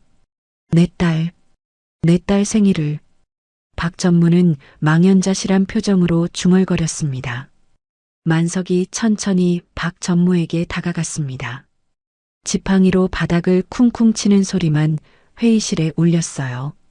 철우. 만석의 목소리는 차갑고 무거웠습니다. 자네는 내 조카였네. 내가 믿고 회사를 맡겼던 사람이었어. 그런데 이렇게 날 배신하다니. 박전무는 고개를 들지 못했습니다. 온몸이 떨리고 있었어요. 만석은 마이크를 잡고 주주들을 향해 말했습니다. 주주 여러분, 보셨다시피 제 정신은 멀쩡합니다.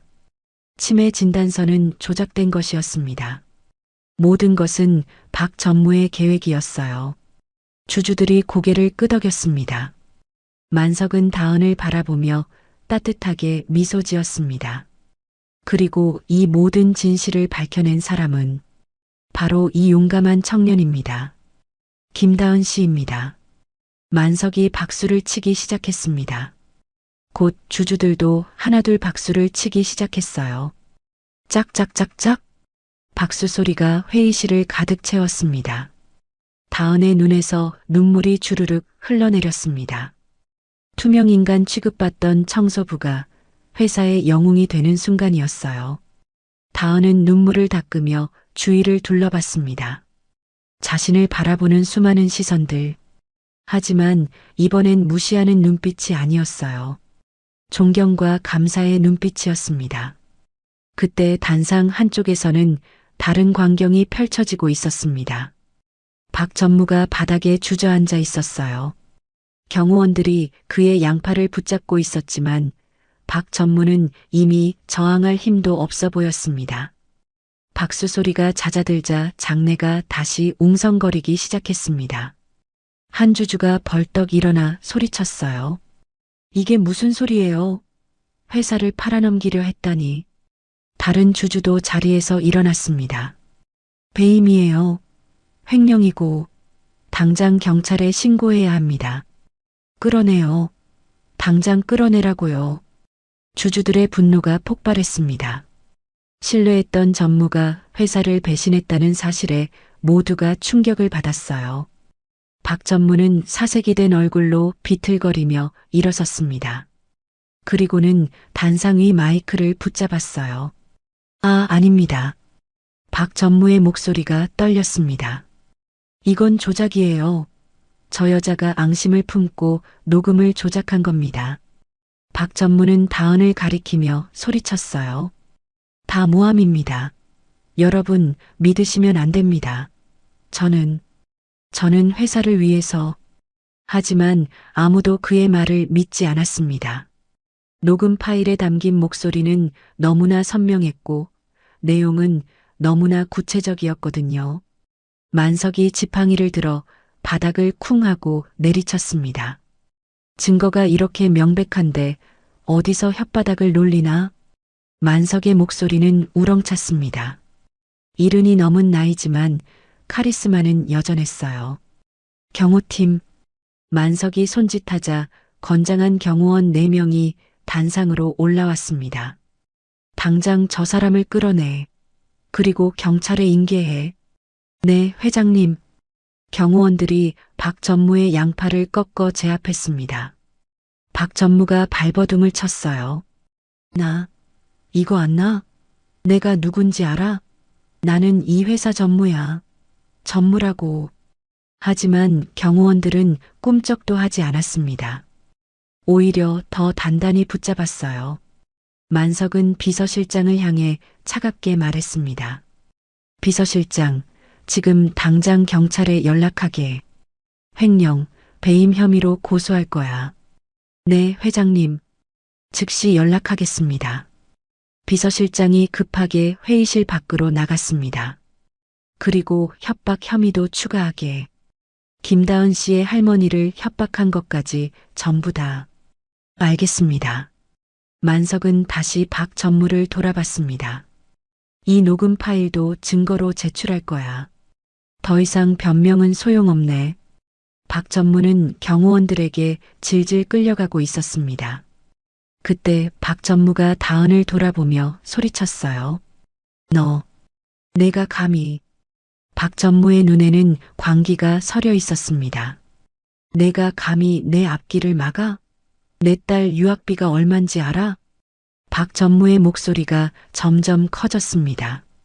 이게 다 내 딸을 위해서였어. 내 딸 행복하게 해주려고 한 건데 뭐가 잘못된 거야? 장내가 조용해졌습니다. 모두가 박 전무를 바라봤어요. 다은은 피하지 않고 박 전무를 똑바로 쳐다봤습니다. 그리고는 차분하지만 단호한 목소리로 말했어요. 전무님. 다은의 목소리가 회의실에 울렸습니다. 전무님 따님도 아빠가 훔친 돈으로 공부하고 싶진 않을 거예요.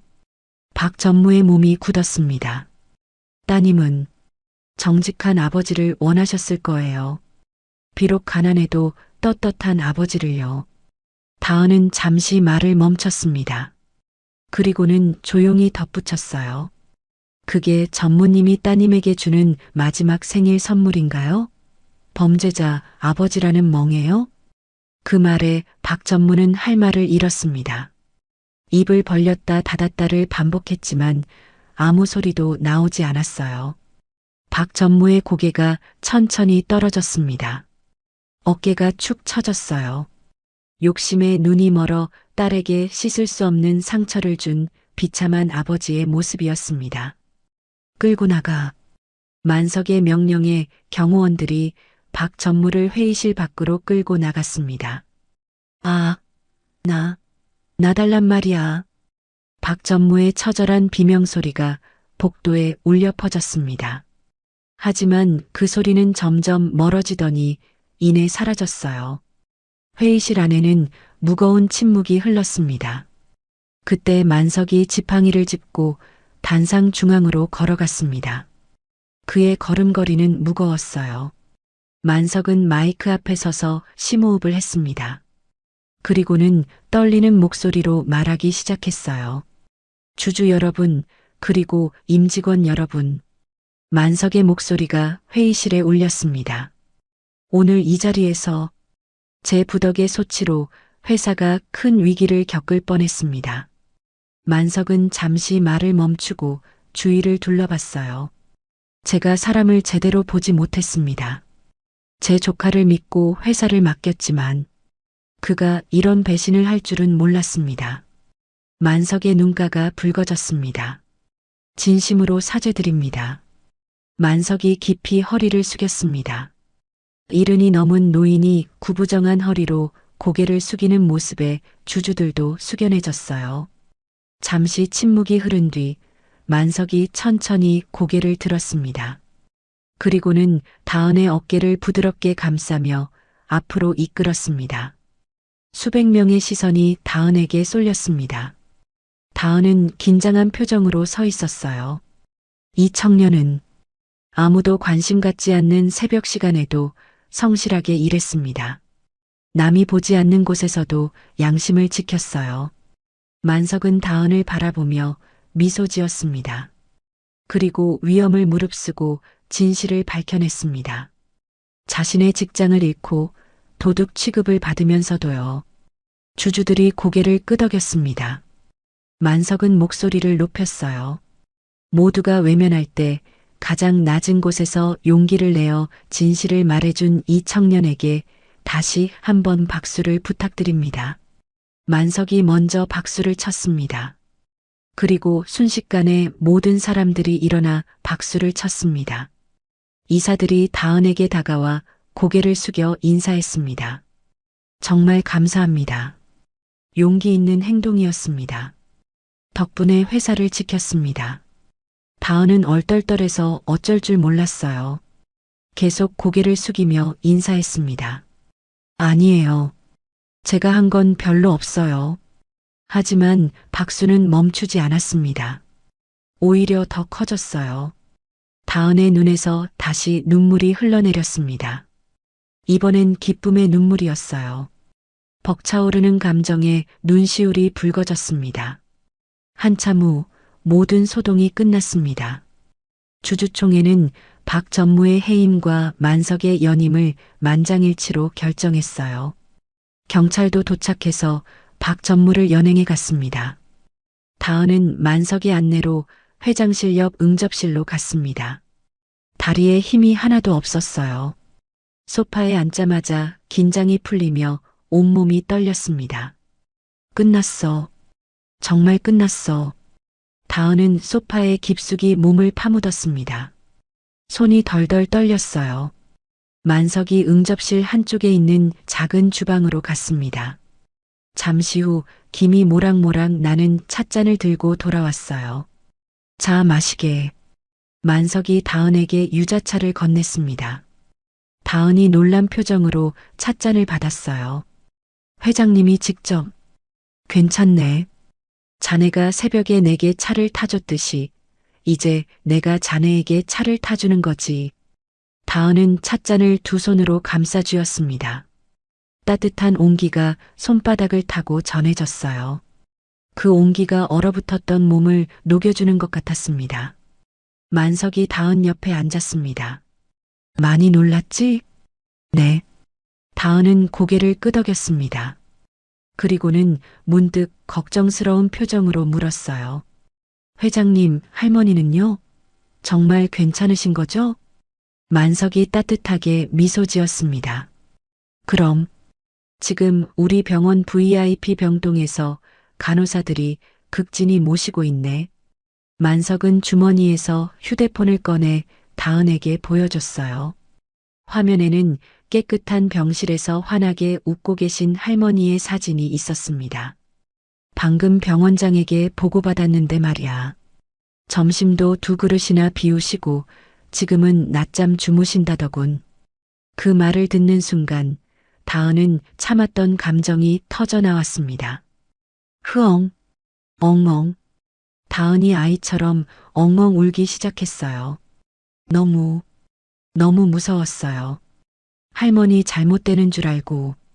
다은은 찻잔을 테이블에 놓고 얼굴을 두 손으로 가렸어요. 어깨가 들썩이며 울었습니다. 전무님이 전화했을 때 정말 세상이 무너지는 줄 알았어요.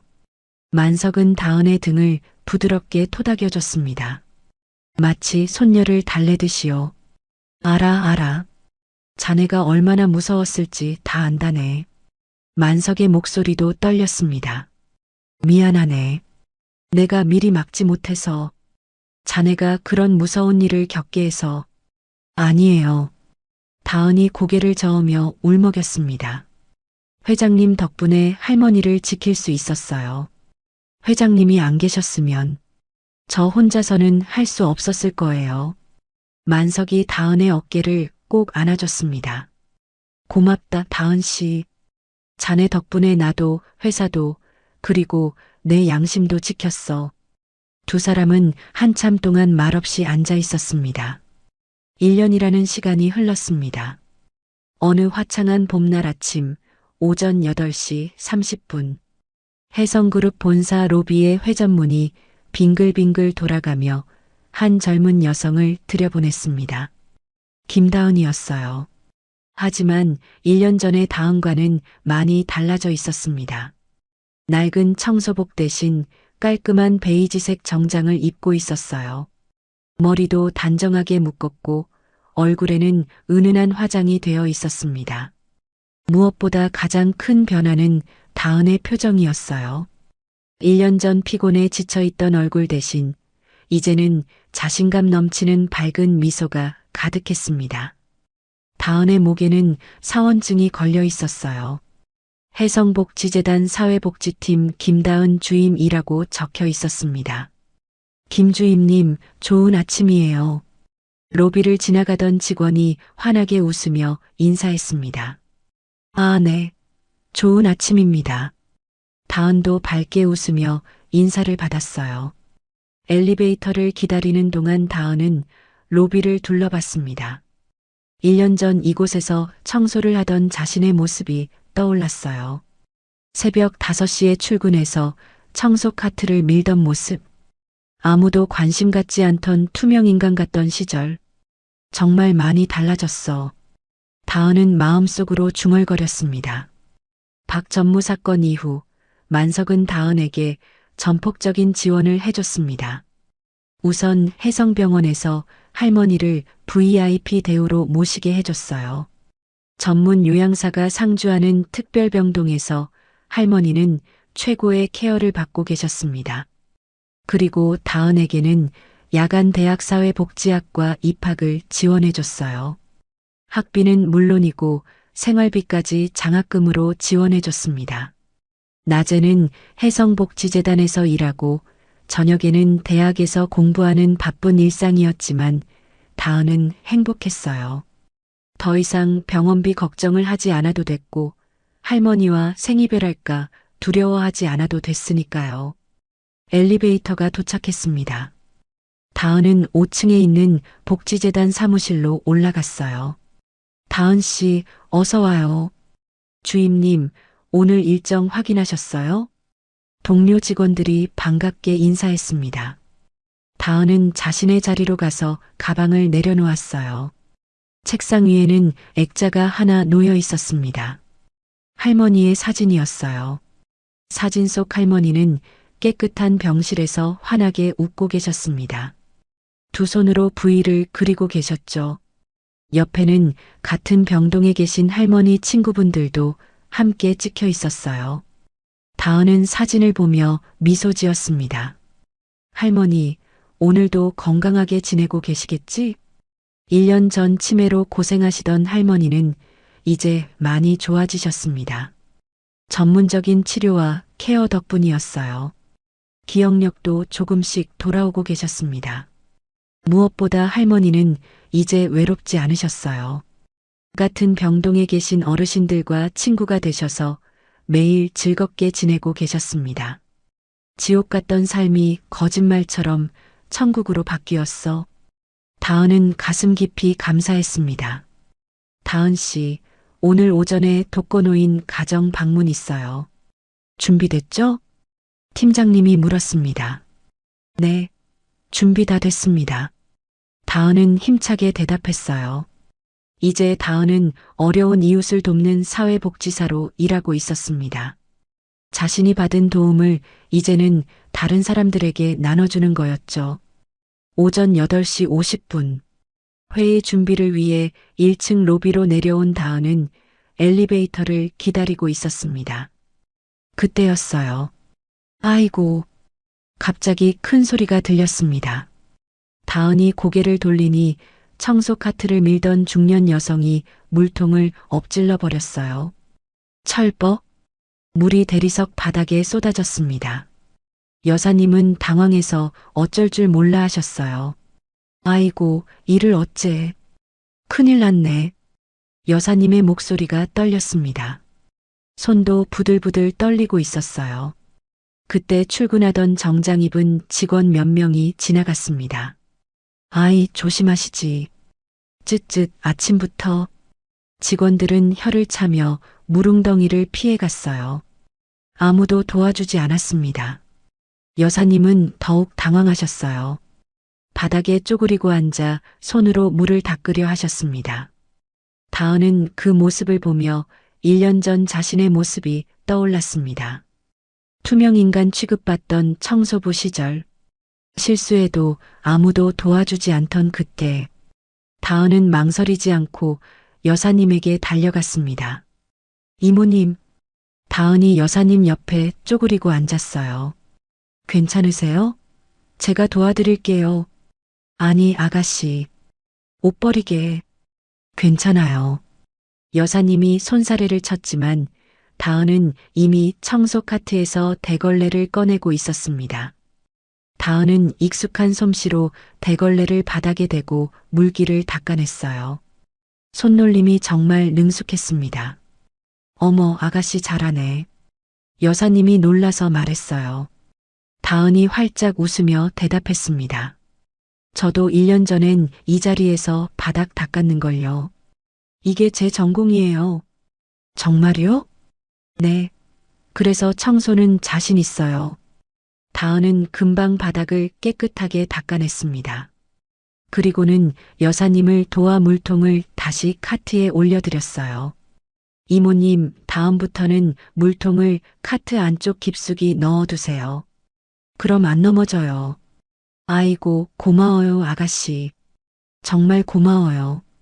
여사님이 다은의 손을 꼭 잡으며 감사 인사를 했습니다.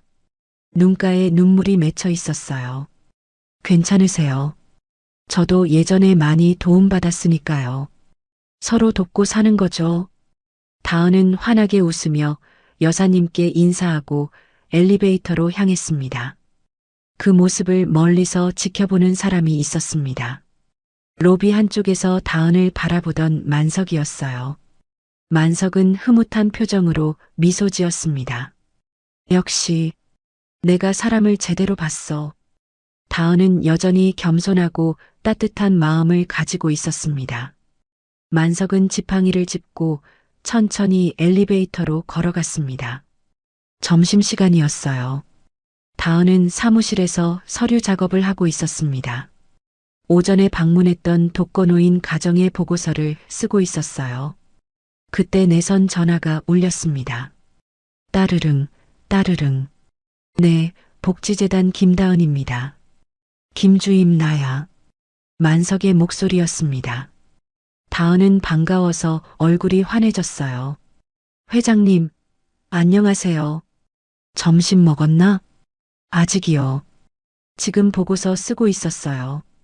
그럼 회장실로 올라오게. 같이 점심 먹지. 네. 회장실로요? 그래. 특별한 점심을 준비했다네. 다은은 궁금한 마음에 서둘러 회장실로 올라갔습니다. 회장실 문을 열고 들어서자 만석이 소파에 앉아 기다리고 있었어요. 어서 오게. 앉아. 다은이 소파에 앉자 만석이 테이블 위에 놓인 것을 가리켰습니다. 은박지에 쌓인 김밥 2줄과 컵라면 2개가 놓여 있었어요. 이거, 다은의 눈이 커졌습니다. 자네가 일하던 그 김밥집에서 사왔다네. 행복 김밥집 말이야. 만석이 웃으며 말했습니다. 난 이상하게 이 김밥이 호텔 뷔페보다 맛있더라고. 그래서 오늘 아침에 비서한테 시켜서 사오게 했지. 다은은 뭉클해서 목이 메었습니다. 1년 전 자신이 땀 흘리며 김밥을 말던 그 가게. 만석이 변장하고 찾아왔던 그 가게. 회장님, 자, 빨리 먹어보게. 식기 전에. 만석이 김밥 한 줄을 다은에게 건넸습니다. 다은은 은박지를 벗기고 김밥 한 조각을 집어 먹었어요. 여전히 맛있네요. 그렇지? 나도 이 김밥이 참 좋더라고. 만석도 김밥을 한 조각 집어 먹었습니다. 그리고는 컵라면에 뜨거운 물을 부었어요. 라면도 같이 먹어야 제맛이지. 회장님, 다은이 깜짝 놀라 만석의 손을 잡았습니다. 건강 생각하셔야죠. 라면 국물은 다 드시면 안 돼요. 만석이 허허 웃었습니다. 허허, 우리 청소 반장님 잔소리는 여전하구만. 청소 반장이 아니라 복지주임이에요. 다은도 웃으며 말했습니다. 두 사람은 마주보고 앉아 김밥을 먹었어요. 호화로운 회장실에서 먹는 김밥과 라면. 이상하게도 세상 어떤 음식보다 맛있었습니다. 한참 먹다가 만석이 젓가락을 내려놓았습니다. 다은아. 네, 회장님. 만석의 목소리가 부드러워졌습니다. 고맙다. 내 곁에 있어줘서. 다은이 고개를 들어 만석을 봤어요. 만석의 눈가가 촉촉해져 있었습니다. 내게 손녀가 있었다면 딱 너 같았을 게다. 다은의 눈에서 눈물이 주르륵 흘러내렸습니다. 저도요, 회장님. 다은이 울먹이며 말했습니다. 저도 회장님 같은 할아버지가 계셔서 더 이상 세상이 춥지 않아요. 회장님이 저한테는 진짜 할아버지 같아요. 만석이 다은의 손을 꼭 잡았습니다. 나도 자네를 손녀처럼 여긴다네. 피는 안 섞였지만 마음으로는 진짜 가족이야. 두 사람은 한참 동안 손을 잡고 있었습니다. 창밖으로 따스한 봄 햇살이 쏟아져 들어왔어요. 회장실 안을 환하게 비추었습니다. 그 햇살 속에서 웃고 있는 두 사람. 70이 넘은 노인과 28이 된 청년. 피 한 방울 섞이지 않았지만 서로의 상처를 보듬어주며 진짜 가족이 된 두 사람. 새벽 5시 차가운 회장실에서 시작된 인연이 이제는 따뜻한 가족애로 피어났습니다. 오늘의 이야기가 당신의 마음에 작은 울림을 드렸다면 앞으로도 당신의 나날에 잔잔한 위로가 될 이야기들로 찾아뵐 수 있도록 구독과 좋아요를 눌러주세요. 그리고 사연의 주인공을 위한 따뜻한 말씀도 댓글로 부탁드립니다. 당신의 오늘을 늘 응원합니다. 인생 나날이었습니다.